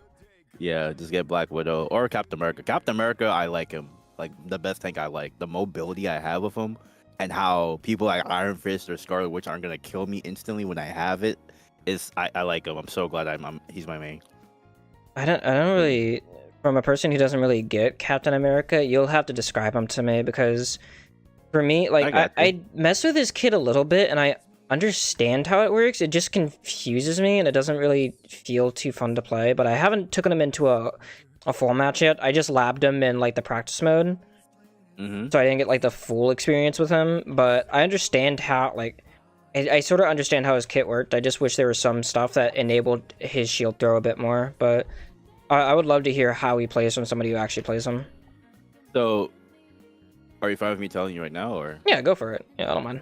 So, for me, obviously everybody's different, but to me, I play aggressive with Captain America, and it's all because of his charge, his leading dash, which is like, oh, hold left shift, you can basically charge at your enemies, and I'm just constantly moving about, and so all I gotta do is just learn to defend, but I usually just target the healers, and so most often I just first like barrage them with attacks, quickly switch to like my shield because they're obviously gonna be more defensive, waste their like special, so while they're waiting for that, I can just chip away like that. So, and if after that, people later find out like, okay, his shield can reflect a lot of damage. For example, if Iron Man uses his ult, Captain America can deflect that shit back. And then Really? immediately kills him. Yes, he can do that. If Punisher, when he gets on his little turret, Punisher's a sitting duck because Oh, you yeah. just gotta clear away his line of fire and get behind him. Also, if I'm Captain America and I just have my shield and I'm all the way up in his face, he gets damaged from that. Both him and his ult. So Captain America's fine. I'm literally just fine sitting with my like 600 health. So, and then like the thing with Captain America also is that when you hit them with your M1, there's gonna be a brief moment of time where it shows like you know what? Like that shield meter that pops up that lets you throw it, right? Yeah. You notice it too. So most people don't see that, but yeah, when you do that, you basically can just do that shield meter. And then if they're far away, if they're running away, you can always just throw it like that one time, and that always gets them. It does decent damage. So really good. And then it's like, oh, like you can always bring up the shield to just like help you last longer, or at least like deflect or survive around these attacks until like the enemies or your friends come by to help you. So that's usually the case. And then also using his like Liberty no, what is it? It's the one where, okay, so when you do the like when you're running, like you can constantly just hold your dash. There's no cooldown to it. That's cool. Then when you press space, you can do a leaping jump, and then you can basically, it gives you more mobility to travel around the map. So you can literally be jumping around, climbing over, leaping over like huge obstacles with ease. And then like if you do like if you're up in the air using the Liberty dash or leading dash, if you hold or click your M1, you immediately do a ground pound. So you can immediately like, it can help you quickly get away faster if people are like by like ambush you. Okay. So it's really good. It's bring people's up in the air, and then if you bring up the ult, you basically are like a ramming wall. I can literally move like door away from you with my ult. So I don't think I've fully mastered his like ult, but let me see. Shield held high, carve the path forward, granting both himself and his allies a path and continuous bonus health, movement boost. Okay, so basically, I'm just like a dude that I can be a walking wall and just move these people away, and they can't do anything about it. I'm invincible. So. Okay. I'm starting to like see the like where the fun comes from playing him now. Yeah. I'm always like aggressive with him, even though like I've seen my playstyle. I'm more like a DPS might seem my kit, but I do like how I can easily move away. I like that to a character. If you don't have that, then you might be fucked, depending on which character you have. Yeah. So there's Captain America. Like Moon Knight's my superior main, but he lacks in like mobility and trying to dip out. There's a grappling hook and then like the double jump he has, but the cooldown is like a little bit too long. So if you spot him, you can immediately kill him if you're good. So. That's like one of the few problems I have with the game is that characters who have like a specific role, like I think, for example, Wolverine. Wolverine. He is a pick class, right? Like you pick him to like target like a certain person to try and get them out of the game, and then like you die or like do whatever. Like, yeah. His mobility when it comes to like, let's say like after he does his dive and then like he does his M2, most characters in the game can just outpace him, and I think that is really annoying, and it really damages how you're supposed to play this class, because for the most part people can just suddenly walk away from you, and then like you don't have anything to compete with that like level of range, because you're quite literally just a character who is meant to spam like the M1. Yeah.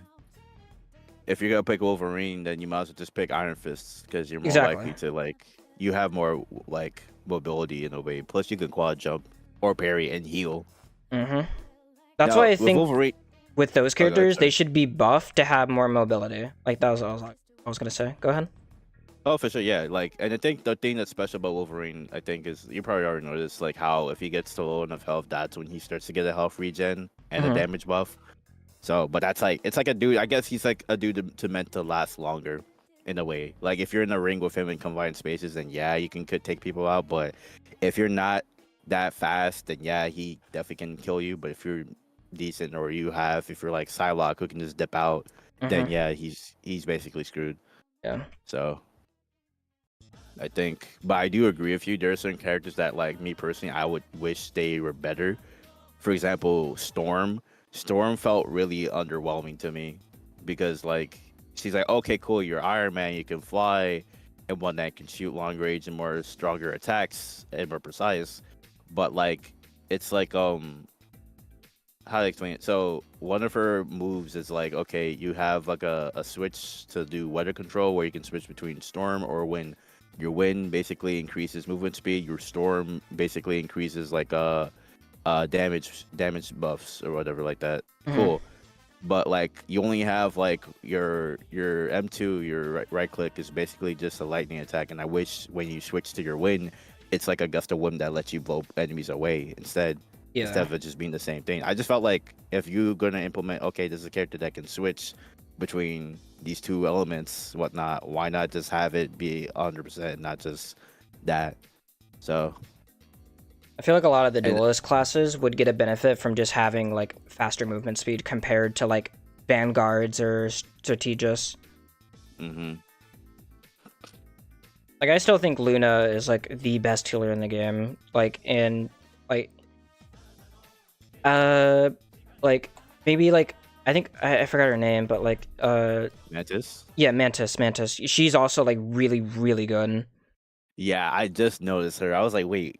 When I was explaining this to another person in VC and I showed him Mantis, I was like, wait a minute, she does that much damage and she can like put people to sleep, She can and then also she can damage increase boost your you. buffs. Yeah. Yeah, like increase your buffs. So it's like, wait, nobody uses her. It was only until I started going to conquest maps or ranked that I started seeing Luna. I mean Mantis. And I was like, ah, shit, damn. Like, of course, like people were gonna play her more, and it makes sense. I don't blame them. The difficulty doesn't make sense. Like they say she's a 1-star, but I feel like she could be a good 3-star or 4-star just because of how you have to learn how to use her kit more. I think the star is like arbitrary. Like it doesn't really matter. Mm. It does let you know the depth of the character, but like she's a very difficult character to play, I think. There's Yeah, keeping track of your like teammates' health is like always going to be like a 3-star job, and like and also you like have a limited amount of heals too. yeah, Only 4. the buffs you also have to keep track of, and like her healing isn't too good. I think she's best probably on just conquest maps, so that way if they're like starting a push, you can use her shift to just stun like any push that is like actively going on. Usually for tanks. Like I've recently just learned how good it is to use stun abilities whenever a tank just pops their ult because they're susceptible to it. Yeah, I've read up on. There was a video that talked about how when you're Mantis, you most likely have to have that what is it, your natural anger up, because that's where she can be more stronger and she Yeah. can hit harder. I've tried using it in like situations where like like an enemy is rushing me, or like let's say like if I'm secure enough in the back lines, then I'll activate it just to like if like my buffs are fine on other characters, then I'll just activate it to try and push out damage and like keep them like weakened for my like damage dealers to actually like do the final blow. Mm. That's specifically how I play her though.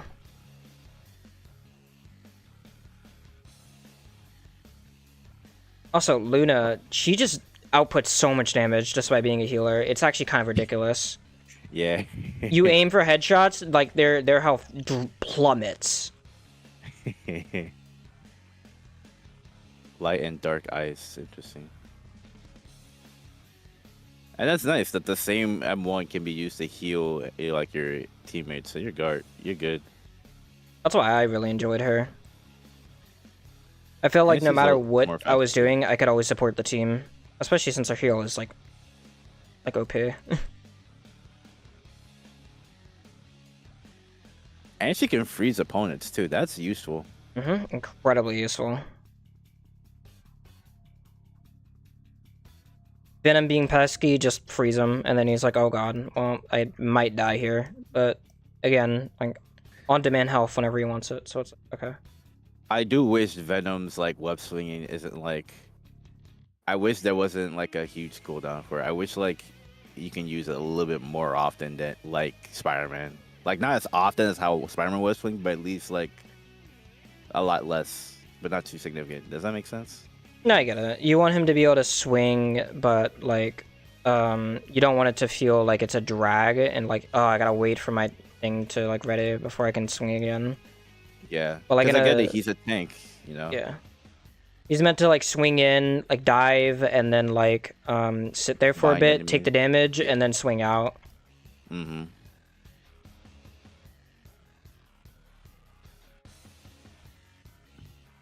And if he has a healer on his back, he becomes unkillable. Unkillable. Unless you got Moon Knight. Yeah. I'm just saying, when I see Venom and Moon Knight, I mean not Moon Knight, Venom and Loki, because Loki is a good healer, because Loki's like spawning clones. Like Moon Knight really has a good way of like shipping off tanks and healers like him instantly. It's kind of insane. There are times where I really wish I hate how I always have to come back to being Moon Knight, but there are times where I'm like, okay, I want to try a different character just to increase their proficiency, just to learn more of the game. But there are times where like I want to win, and the enemy team has like a Loki in the defense. It's like, okay, nobody else is chipping them off. I have to switch now. Yeah. And immediately we start getting the lead. I'm like, bro, I hate this. I can't be this. I can't be the same character the same all the time. I want to pick a different character. So, yeah. I hate it so much. You have to like compromise for the team to like play it more. Mm-hmm. Which I feel like if you actually because like you need real experience with those game modes to even get better at that person. If you were to do like the you spawn in and like the other mode, I forgot what it's called, but which one? There's only like 3. Like there's the capture the flag, whatever. There's the convoy, and then there's conquest. There's like another game mode in Marvel where you can just like basically just do team deathmatch. Like nobody plays it because why would you? Seriously? Mm-hmm. Let me check the rules. There's quick match, defeat enemies, complete objectives. There's a competitive, which is basically the same thing but ranked. There's conquest, where it's like everybody's on a set location. Whoever gets the most points wins. Yeah, that one, conquest. Yeah. That one's been more fun because it's like you don't need to have like a set. Well, you probably do, but if you really want to get better at like that set new character you want to try, it could help. And then, but usually if there's a new character I'm playing that I have no idea how to use, I'll just go to practice versus AI because that way it doesn't feel like, okay, we lost completely. Yeah.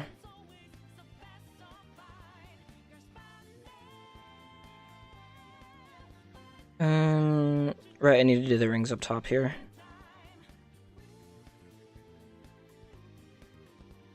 Let me try practice versus AI and then play Psylocke. I wish Psylocke was a little bit faster, but at the same time, a good Psylocke has to be stealthy, and she's really good at dipping out. So, yeah. But if the enemy knows their kit, like i.e., when she goes somewhat invisible, you can know that she's there in a way. Yeah. I played a lot of TF2, so like whenever she goes invisible, you're like, okay, so she's either gonna head like she might be low, so she might either she's likely going to either head to a head pack or she's going to go behind me or something and try to get another sneak in. Exactly. Oh, we're supposed to defend. I hate how being in ranked a little bit has changed my mindset now. Because now it's like, okay, if we're playing games where it's like, defend the convoy, take the convoy away, it's like, okay, if I'm defending, I have to make sure I overwhelm the enemies at their spawn location, and that always tends to work. Yeah. And I hate how like now I have to start thinking about, oh well, I don't want to play this character because they're not that viable in PvP. There are a lot of characters like that in this game. Like, unfortunately. I feel like Black Widow is probably like one of the weakest characters in the game. Oh shit! They got me! They got me! Like she can put out damage, but good lord, there's so many characters you can do way better than her. Literally, Hawkeye exists. Yeah. Black Widow's a go-to one too. I like Black Widow because it does help being able to snipe. Yeah, but I feel like And then she's there's- so weak comparatively. Somewhat, yeah. I do wish she gets like a grappling hook or something like that. She needs Just more a decent mobility. way. Yeah. When I'm Black Widow, I'm most often like spamming her left shift, just her getting more speed. Yeah, she just has like an on-command sprint, which is nice, but if you get caught out by somebody, you're done.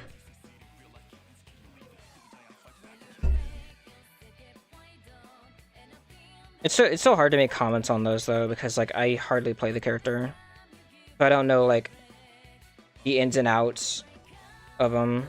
But like from my experience playing that character, I don't feel like I've been doing like I feel like I've been doing like most of the right stuff and then getting punished for playing how she's supposed to. Yeah, it takes time trying to like learn all these characters. Like for example, Doctor Strange. I like him as a character, and then I want to learn how to be better at him. But then there's moments where it's like, okay, he can't do like what trying to have him like hover up. It's kind of difficult. I don't know if it's just me, but it's just like I do wish it's better for him. I think the portal mechanic is really cool. It's just I don't The think cooldown I've is so ever long. Yeah, I don't think I've ever seen like a Doctor Strange use it in a match. No, because yeah, you're never going to because the cooldown's a lot, and then some people are more likely to use it. They're less likely to use it because of the cooldown, but also, what is it? It works Okay. for the enemies as well. Yeah. So it's like a Doctor Strange has to literally be like have Galaxy Brain in order to use it more. To do that like play you see on like YouTube videos for people who have them fall out the map is like very rare. Oh yeah, that's preying on people who are just not paying attention to the game. I don't think that's like viable at all to use whatsoever.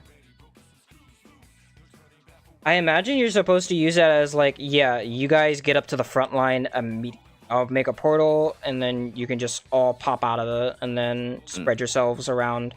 But that would require communication, most of which people don't play the game for this. Yeah.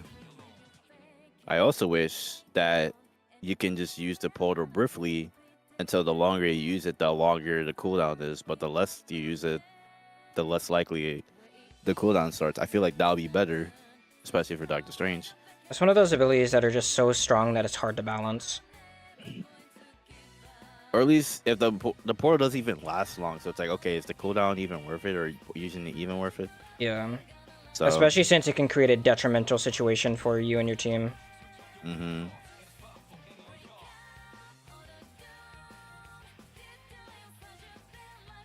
I definitely want to give it a try and see the ins and outs of it though, and see if it's even worth it to use, or if it's just better off using Doctor Strange for your shield. In which then Yeah, there are his- still better vanguards.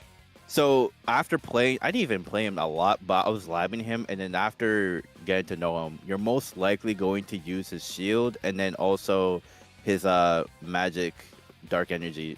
I don't know what the name is, but it's basically like when you start using his like M1 a lot, and you start landing damage, you're gonna start noticing like a gauge charge up, and then once it gets to 100 for a brief moment of time, you can basically unleash that on your enemies, essentially. Okay. It will let you know that it's charging up when you look at his cape and it starts glowing like purple. Huh. So it's neat. I just wish that's not the only thing I'm doing with him. Very unfortunate that there are just some characters. Yeah. Because then there are times where you're going to feel like, okay, this isn't the character I know in the comics. Like T'Challa, like Black Panther was underwhelming as fuck. Because I was like, okay, cool. I'm going to be able to like absorb kinetic energy, and then maybe I can use that to disperse. Because that's what he does in the comics. But no, he doesn't do that. So it's like, okay, what's the point? Yeah, he's supposed to like mark enemies, and then like when he kills them with his like I think his shift ability, he gets to use it Mhm. again, like instantly. After looking at videos, people basically explain how he has to. It's like the mark, but you basically have to like learn how to use it precisely. So So he's the like a Moon Knight guy. hunter, if you think about it. Like, Yeah, he pays attention to the people who are the lowest health, and then he marks them, and then goes for them specifically. yeah. Basically, characters like Spider-Man, Iron Fist, not Moon Knight, Black Panther. They're characters that are maybe Wolverine too. They're characters that are called the dive in dive outs, like a diver. They Okay. basically have to go in, secure the kill, and then dip out because you're squishy. You're gonna die more likely. So Black Panther is more likely.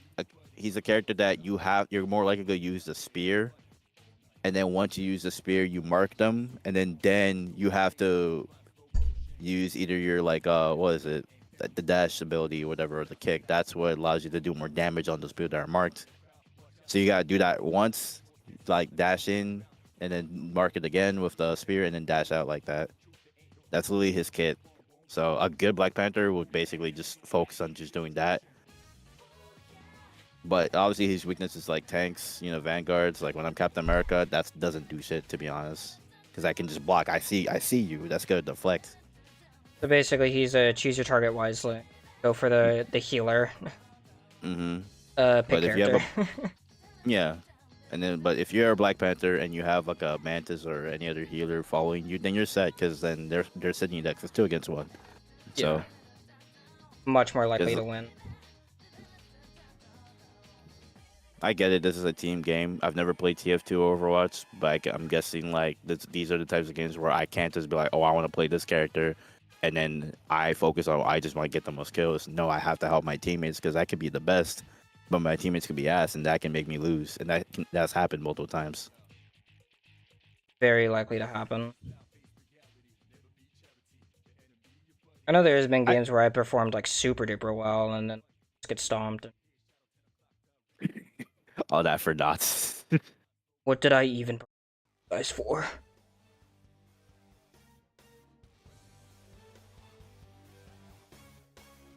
Should I do? I should probably do not the battle pass. I just want to see.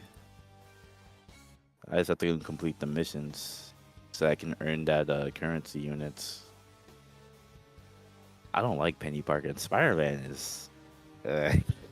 He's alright. He can be really obnoxious though. For the Zenny though, damn. She's like a tank that pulls you into her. I've yet to master that, but I've had friends that they basically just go in, spam all the webs and turrets, and then just be next to a person. Uh-huh. Okay, let me see. Let me see if I can do that then. Hopefully it works with practice AI. Either that, or I can just more likely be Spider-Man and just target specific people. I can understand why Spider-Man's 5-star because people don't understand the web slinging mechanic. But either way, oh shit, I'm joining in. Oh shit, never mind. There's so many complicated characters, but some of them just don't have what it takes to really brag out like that.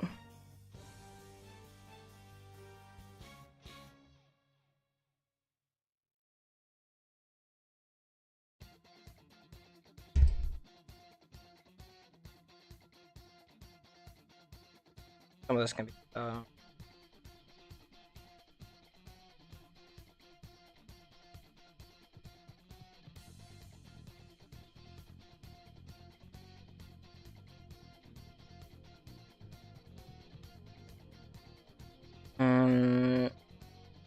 part where I just draw over everything.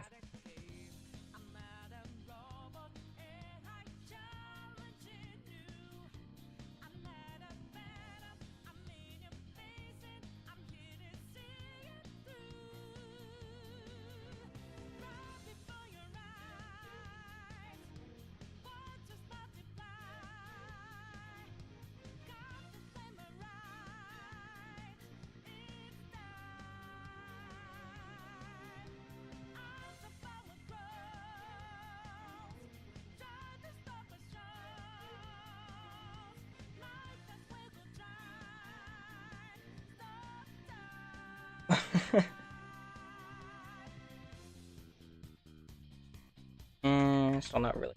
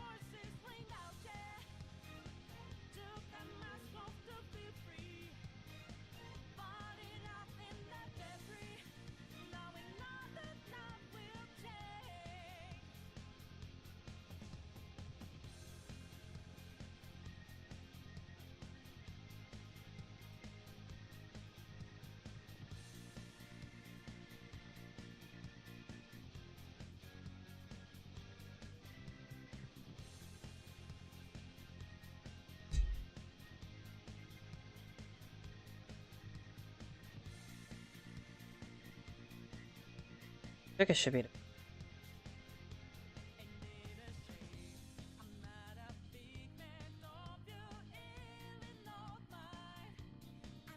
Oh, she looks.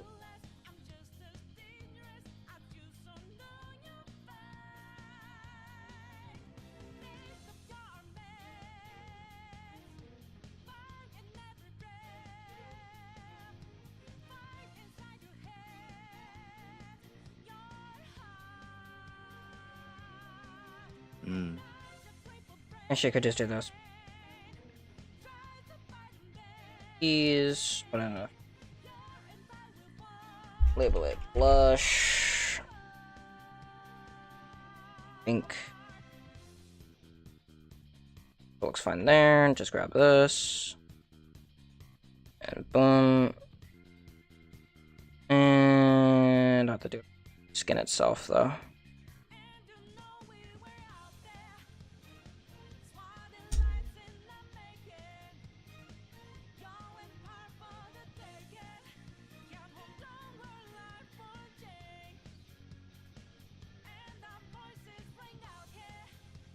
There we go.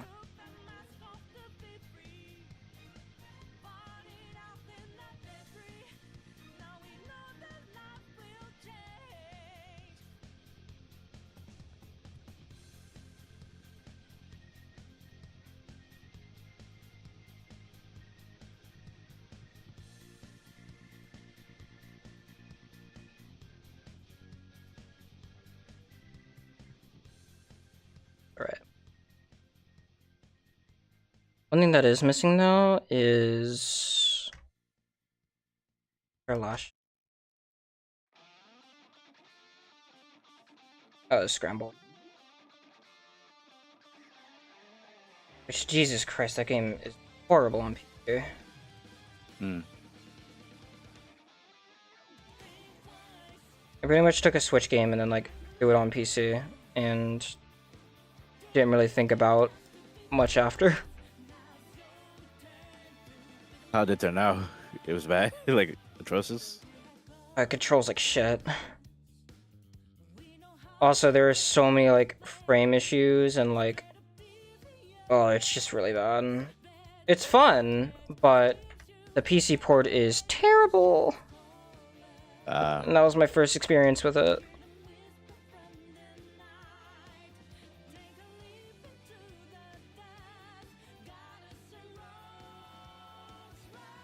The soundtrack hit though, so at least I got that right.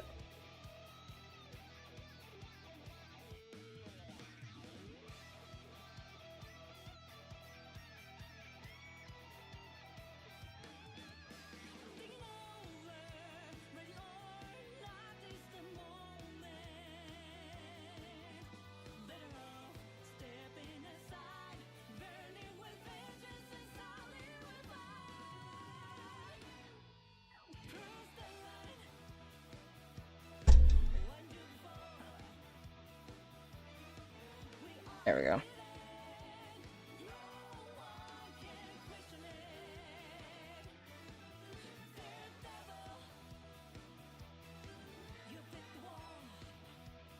Really funny how Persona 5 was the one that got me into the series, but it's probably the worst of them all. Isn't that tragic? Has there been a game that's done that to you? That what? Like, you got into it because of this game, and then you look back at it and you were like, wow, this game is not that good story-wise.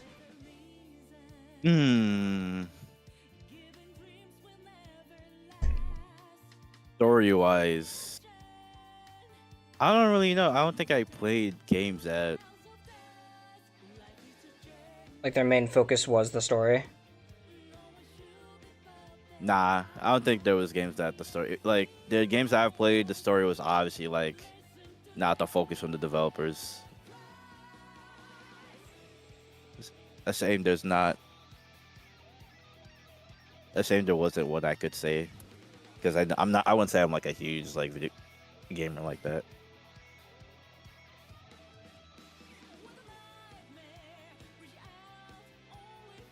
Does Pokemon Black and White count? I don't know. It could be any game, really. I mean, no. But I mean, I don't know. But I know the point of like Pokemon games isn't really about the story. Is it? Yeah, most people don't. Most people, well, see, obviously, most people don't play it for the story. Most people play it because they want to play the starters. They want to play have the legendary that's on the box art, you know.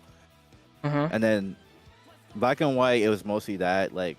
But then later on, I was like, wait, this story actually hits hard. What the fuck? But most people won't peep that because you know they're busy focused on whatever meta or whatever big thing is in the game. Yeah. I think we're posturing this. Yeah, I never really thought that like their goal for Pokemon games was ever the story. I thought it was always just about the Pokemon battles and the designs of them. Because usually it's like every Pokemon fan knows about like, you know, like, what's it? We like we know about like the same things that each Pokemon game has. Like, okay, the 3 starters, the legendary, the villains that are gonna have that one crappy like villain motivation that makes no sense.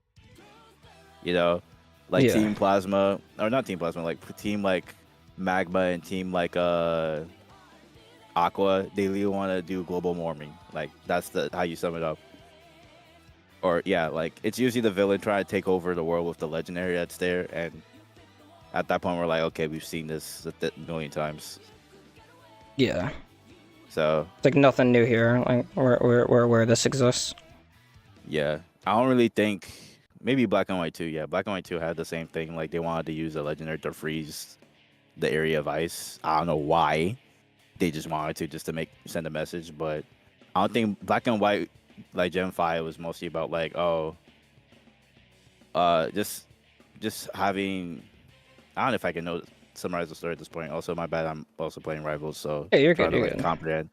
It's hard. But what was it? My head. So it's to me, it just felt like, okay, in the beginning, it was just whether or not is it right to have Pokemon or just set them free. I think that was the thing they mostly point out at the first. Which is an interesting premise. Yeah, because like realistically, it's kind of like, you know, like people that should I have my pet or should I set free? Should I have it imprisoned? Or in a way, would you look at it as that as me imprisoning my Pokemon, or they chose to be with me because, you know, I'm their friend and they like me like that? That's basically what it was. That's why you have the character N. He literally doesn't like keep them captive. They literally have him or live with him because at a young age, like literally, I don't know if you remember, but I do remember like when playing Black and White, they have that opening like scene and you see like the little like the king appointing his prince, and you see N as a kid with like a Zora and a Darmanitan, like he's like Tarzan or some shit basically. Like he's living with Pokemon in harmony. He didn't choose to have them like be with them or force them or like that. Yeah, he didn't capture him. Yeah, so like he'd always like when I remember as a kid, like when he comes to me and asks like, oh, "Do your Pokemon like you or anything?" Like he doesn't exactly say that, but basically like he hears how my Pokemon are. I'm like, what the heck? He can understand them, and that kind of had me like, what the hell is this? What's going on? But in a way, he was low-key spitting like, in a way, I don't know if it makes sense, but it kind of like stuck out to me of how he was in terms of the story, and that's why I like Black and White, to be honest. I never really played a Pokemon game, so I don't really understand fully, but like I mean that is an interesting premise for like a character or and a story and like Pokemon. And I do believe Oh, sorry, go ahead. I was just gonna say I'm glad they tackled that, but I hope it was done like in a good way. I think I would say I would have Madison or Nova explain it better because they played it and they probably have a better memory of it because I haven't played it in a long time. Mm-hmm. But I do say just compared to the other ones, it kind of felt like a little bit better in terms of story. Like I like Black and White and Black and White 2, like they talk about how I don't know if I say this right, but one of your rivals, Bianca, wants to be a Pokemon trainer with you, but then the dad's like, no, like this isn't right for you. Like I don't want you to be endangered or whatnot. Like you know, realistic things that parent would do Yeah. if Pokemon was real. You know, one of the rivals. I would say this is good storytelling, but like one of the rivals in Black and White 2, Hugh, he basically just wanted to get stronger because he wanted to avenge his sister's Purleon that got stolen and whatnot. And Mm-hmm. then, but when he finally got it, the Plarion already, because it was already raised with Team Plasma and whatnot, even though it was the exact same Plarion that he literally meets the exact same person that stole that Plarion 2 years ago, whatever. And then when he finally got it, the Plarion didn't really like understand him or wasn't really like, it obviously was raised differently. So of course it didn't feel like that was the exact same Plarion he had, even though it is. Like the dude literally said, my bad. I remember you. Here's the, like, he felt sorry. The villain gave it back to him, or one of the grunts gave it back to him. What the hell? So he finally, so it's like, oh yeah, I finally achieved this goal, by what cost? Like the Clarion doesn't really seem to like the character anymore. It grows to like the like, it's not really interested in what Hugh had in mind, you know. That's pretty tragic. Yeah, he was pissed. He was like, damn, like I literally was trying to like help my sister, only for me to like the Pokemon I want to get back to her is not really gonna like her regardless, just because of how it was raised. Yeah. So I think in Black and White, no, that's not canon. I was thinking about something else, but it was different. But basically, like, I always like reading the books, like Pokemon Adventures. I don't know if you know about those. I think I've seen. Well, I know that they exist, but I don't really know anything about them. So Like when it comes to Pokemon knowledge, I have like close to nothing. Like on Oh, terms but of actual story. I'd say that's where in the manga the story is way better than like it's obviously more inspired. Like it takes inspiration from the games, but like it takes it into a different light. That's actually way better, to be honest. That makes me more interested in like the characters and whatnot. So there are times where, for example, I think what the villains in, like, you know how there's like an Elite Four for every like region, like the villains in like Fire Red and Leaf Green are like the Elite Four, and they Yeah. start doing crazy shit where like Lance literally obliterated a civilization. He just straight up committed. He told his like Dragonair to just use like, I don't know what blast. He basically told him to, like, he pointed in one direction, the Dragonair shot, and then you just see the civilization get eviscerated, and that was the manga. Like, what the fuck? He's like, get Like rid of them all. like, yeah, like it was just like, wait, what? And you have like our main character Red, who has to fight him with like, you know, his like Charizard, Politoed, like all these little like low level Pokemon or whatnot. But he's smart and tactical, so he was able to make it work. Mhm. But the Elite Four were like a visceral, like they straight up almost murdered him. I Ooh. think one of the ice types of the Elite Four froze his ankles and joints, and then had him like plummet into like the water or some shit or some, I don't know. They tried to basically chain him up and lock him somewhere. Oh my goodness. Yeah. I love the manga. Like it's been a long time. I always keep mentioning like how good it is, but it's been a long time since I've read it. I don't think they've obviously caught up to like the recent generations, which is fast, honestly. But that's where the story actually goes ham in Pokemon, to be honest. So I've seen that like the Pokemon manga can be like hella brutal from like like yeah, little bits that people take out from the manga. It's like, did she just get like, did she die? Like Rayquaza just kind of Yeah. shot her. Yeah, there are moments where you're kind of like, wait, did this actually legit happen, or is this guy just imagining things? And some people would say it's too dark. I'd say it's not that dark. There's will be moments where you're like, okay, this dude. Okay, for example, here's an example, right? Okay. Ruby Sapphire you like I'm just try to explain this to you. Obviously, I know that you don't know Pokemon knowledge, but basically, Yeah. but you know like the general basis of like, okay, there's gym leaders, Pokemon Yeah. trainers defeat all 8 gym leaders, you get the badges, then you go to the Pokemon League, defeat the Elite Four, and then now you're the champion and you won. You basically beat the game, Yep. right? Yeah, I know about So that. in the manga, in Ruby and Sapphire and Emerald, you basically meet Ruby. Ruby is a boy who doesn't want to do Pokemon like badly. He just wants to be a fashionista for a guy Okay. his age. He just wants to like, dress up his Pokemon in cool contests and win them just for how beautiful they are. His dad, Norman, is the normal type trainer. That dude is tough as fuck. If you play like when you play him, he has a slacking that can be tough to beat, because he does so much damage. Mhm. But they make Norman in the manga like a very serious, like he's not pushover of a dad.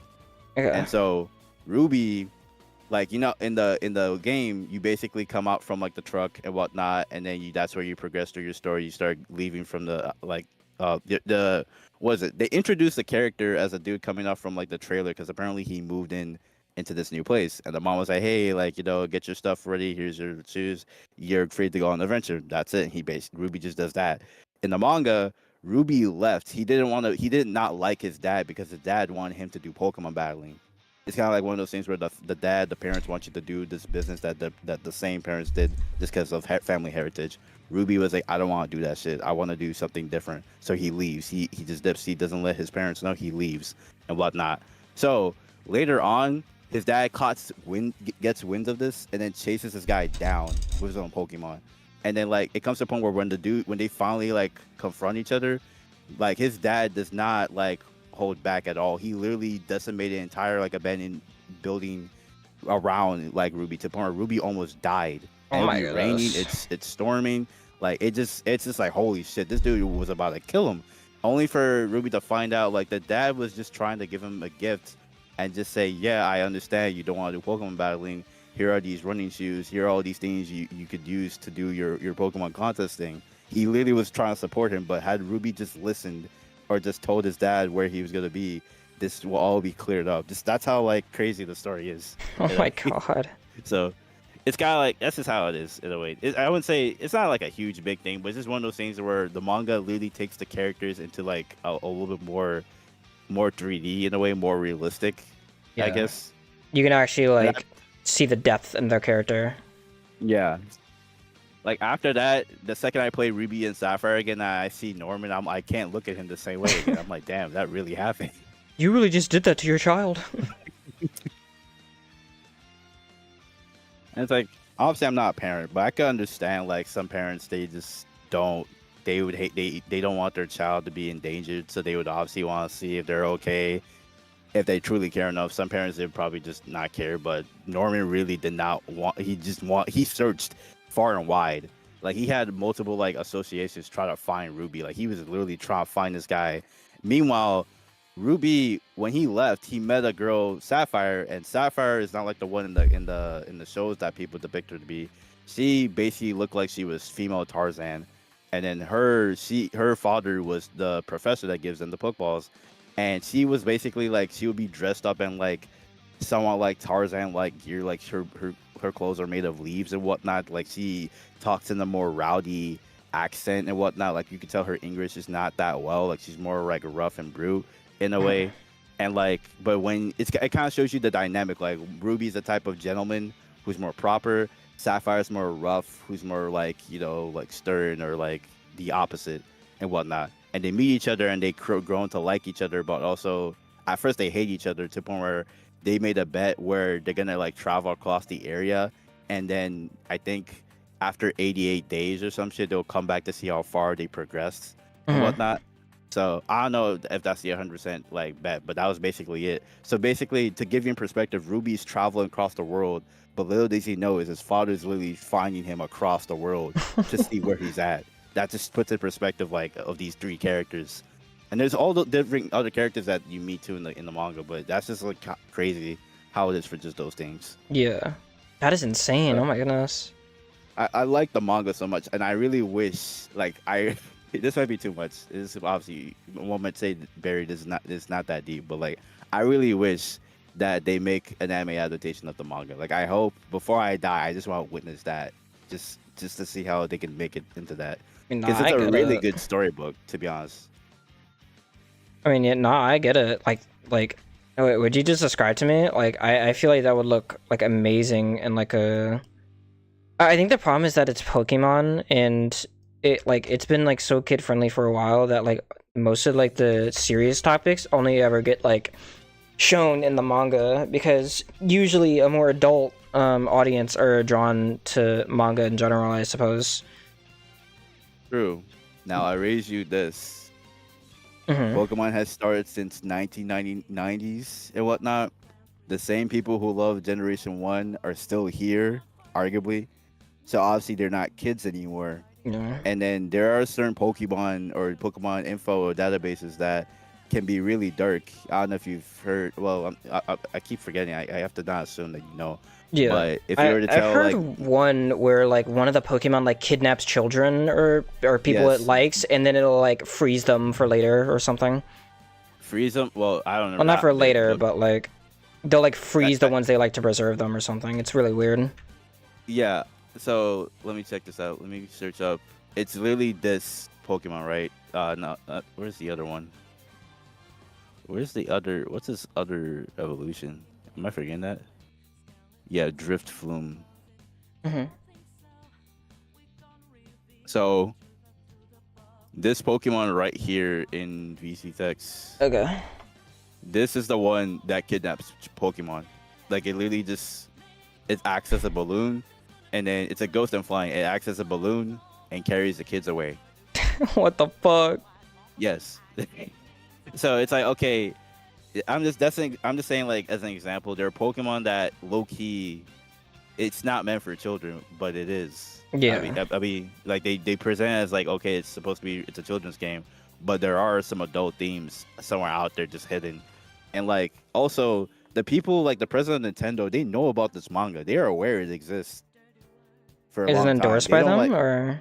yeah, it's endorsed. Like they allow them because, like, obviously Nintendo is the type of company that like they would like not kill you, but they won't shoot you down. But you obviously are gonna be immediately punished if you start doing something shady within Pokemon. And like they obviously, if you're making a manga that's like based off like the games of these people's like IP, and you're doing all these like plots, like, okay, I'm gonna make this character act like this, I'm gonna make this character do this and this, make them a little bit better, arguably, or just make them into your image, and the people who make the IP are saying it's okay, like it's cool, then that just gives me hope, like, okay, then maybe they'll like it enough to make an anime to produce it more. Or maybe I have to pray like a studio makes an anime adaptation of the manga, then I have to start like praying for the stars to align for this manga to get the anime that it deserves. So, like, I get it. Like, you're not the first person to tell me, like, oh, but Barry, like, the manga can be dark. Obviously, they're not gonna allow it for its IP. But it's like, hey, they don't have to be 1-to-1. They can always just tweak a few things, and then like with context, like it's actually not that dark at all. It's just you can obviously censorship some stuff. Yeah. For example, in the manga, I think one of the Pokemon trainers was like having trouble, having like a crisis because she couldn't catch Pokemon anymore for some reason, and so one of her mom literally meets her again and sees how she's like acting pathetic, like thinking that she lost her touch, and in different translations, like in the Japanese one, they slap her, like she slaps her in some basis essentially, but in the English one, like in the American one, she just gives her a stern, like you can basically censor some stuff out if it seems too much. Just saying, it's not gonna be. That's an example. Like you don't have to like be 1-to-1. You can always tweak some stuff out that might seem too much for the person, the viewer. I think it's because like, I think the only reason I say that is because like Pokemon is so heavily marketed towards kids. Yeah. So if they see like a Pokemon anime or something and it has like this stuff on, and like I guess mostly parents are gonna be like extremely upset about it. But like they're not required. Like I get it. They're not required to like keep doing this, but there is an expectation that is set in place because of how Pokemon carries itself.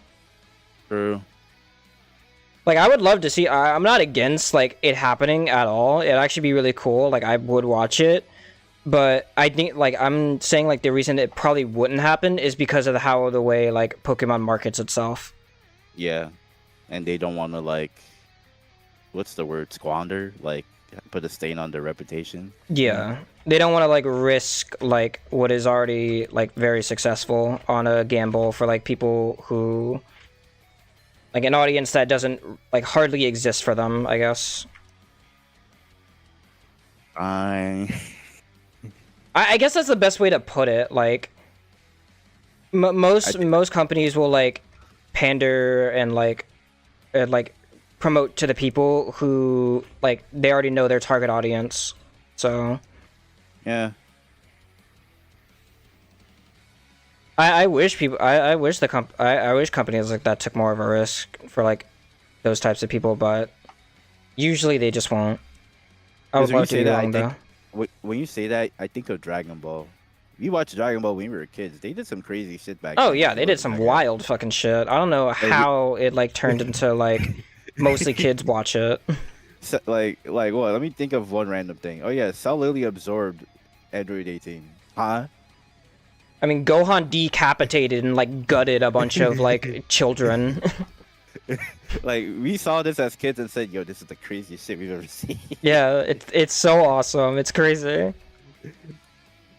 In the And we thought much manga, of you it. actually saw like in the manga they didn't explode into like blue clouds. You actually saw like their body parts like be rended off of them. Like I know Gohan like karate chopped them like in the head and their fucking head exploded and you could see like their eyeballs like fly everywhere.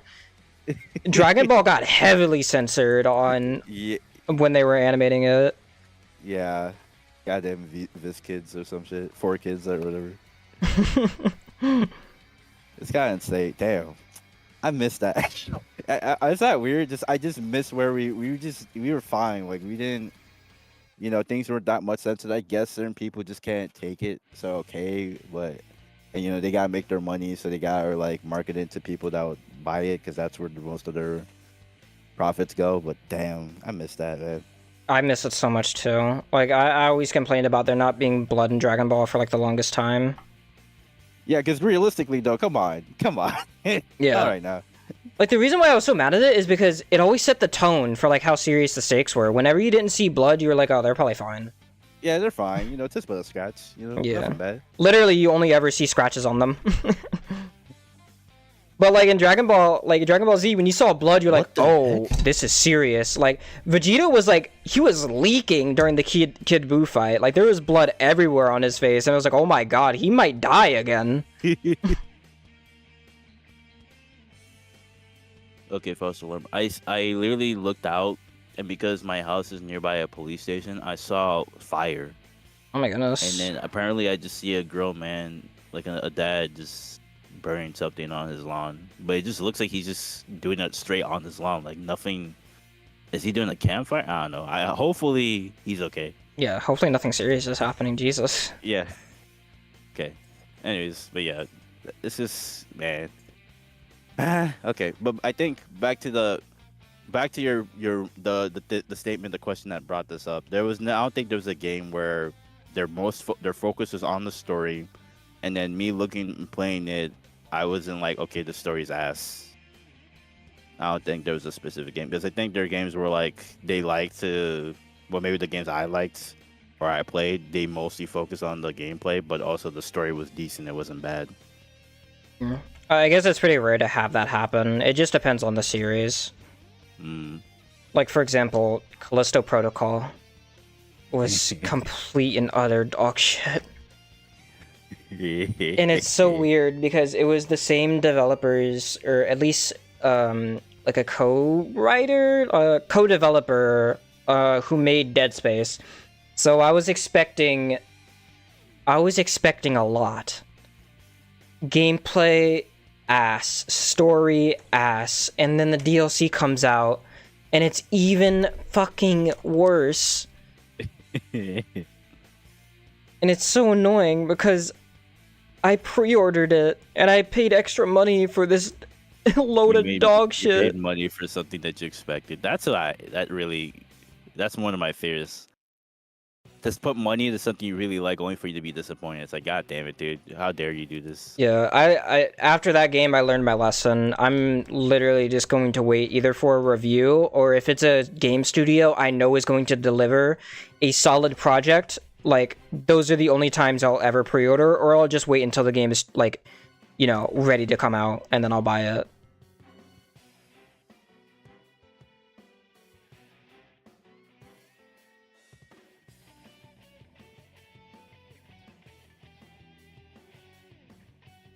It's really funny too because Dead Space and Callisto Protocol came out around the same time, and there was just a clearly better product that you could play, but everybody was risking it because it's like, well, this is new. Like, this is a new creative vision from these people who worked on Dead Space. So I want to see what that's about. And I wish I just played Dead Space Remake, because I am enjoying Dead Space Remake so infinitely more than I ever did with Callisto Protocol. And I'm sure you've seen Callisto Protocol gameplay. The gist of how the system works is, of course, you have like guns and stuff, but you're mainly going to be using a stun baton because it is your melee option. So how it works is that you'll get into tussles with enemies, right? Mm-hmm. And, you know, there's like range stuff, there's like enemies who like are faster, but for the most part, the gameplay works is that they'll swing at you and you just have to hold like left on your control stick and you'll dodge their movements, but every time they swing, you have to, like, let's say like he swung at you, right? And you already held left. Now you have, like, when he swings at you again, you have to hold right. And that's how you dodge. However, it's like, okay, but do I pay attention in which direction the enemy is swinging so I don't dodge towards their attack and get hit? Nope. It's just, as long as you're holding alternating movements each time, you'll dodge it no matter what. And it's like, like, it could have been a system that, in a survival horror game, you have to pay attention to the enemy you're facing. Yeah. And you have to think about how you're moving. But it never ended up like that. You just learned that, yeah, I could dodge left. If they swing left, I could dodge right. If they swing right, I won't get punished for it. Mm-hmm. It's just, I don't know how they messed it up so bad. I don't know how they messed it up so bad. I think I'm pretty much done with this. It only took me 4 hours, which seems on par, I guess. In that case, average drawings, well, I've been talking a lot. But I guess my time to finish has been like 8 hours. I'm trying to think if there's anything else I want to implement. I think I know. One more of those. And then let's save this.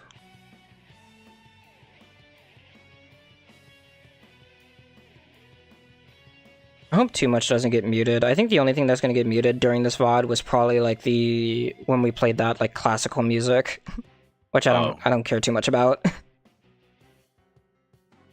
That was just a funny little bit. I'm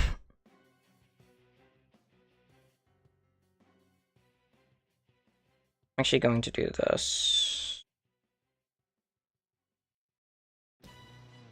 Fix this up a little.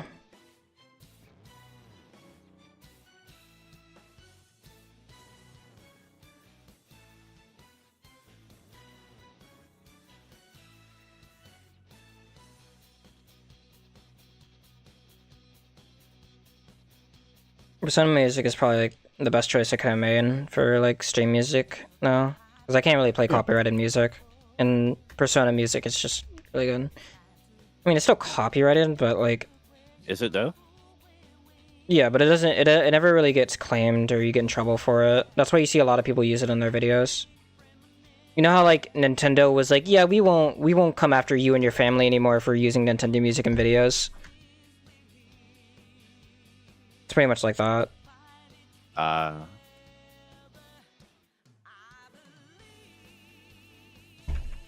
Dog, capturing the flag with Scarlet Witch is stupid. She can just sit on the point and then just hold him one. Yeah, or I can if you just play tactively in groups, there's no way they can block against that unless you're fucking Captain America. This is stupid, dude.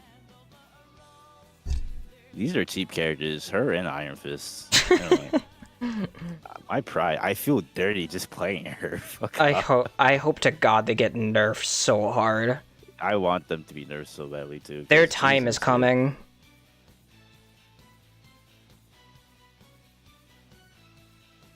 Yeah, I think I'm gonna end there and then get some food. All right, you did a good job, dude. Thank you, Holy thank shit. you. I'm really happy You with the get 50% Citlali of drawing. your- Let me get 50% of your art skill, bro. It's You gotta 50%, bro. practice for it. You gotta practice. Ah! All right, thanks for everybody who stopped by the stream. That was actually really fun. Like, I'm surprised at how much I was able to talk this stream too. It like, I feel like I didn't have much to talk to because the Game Awards didn't give me anything. You know, like, I'm still happy with what I got, but God, was majority of the Game Awards just a nothing burger. Yeah. Saying how often that happens. All right, thanks for everybody for watching. Bye.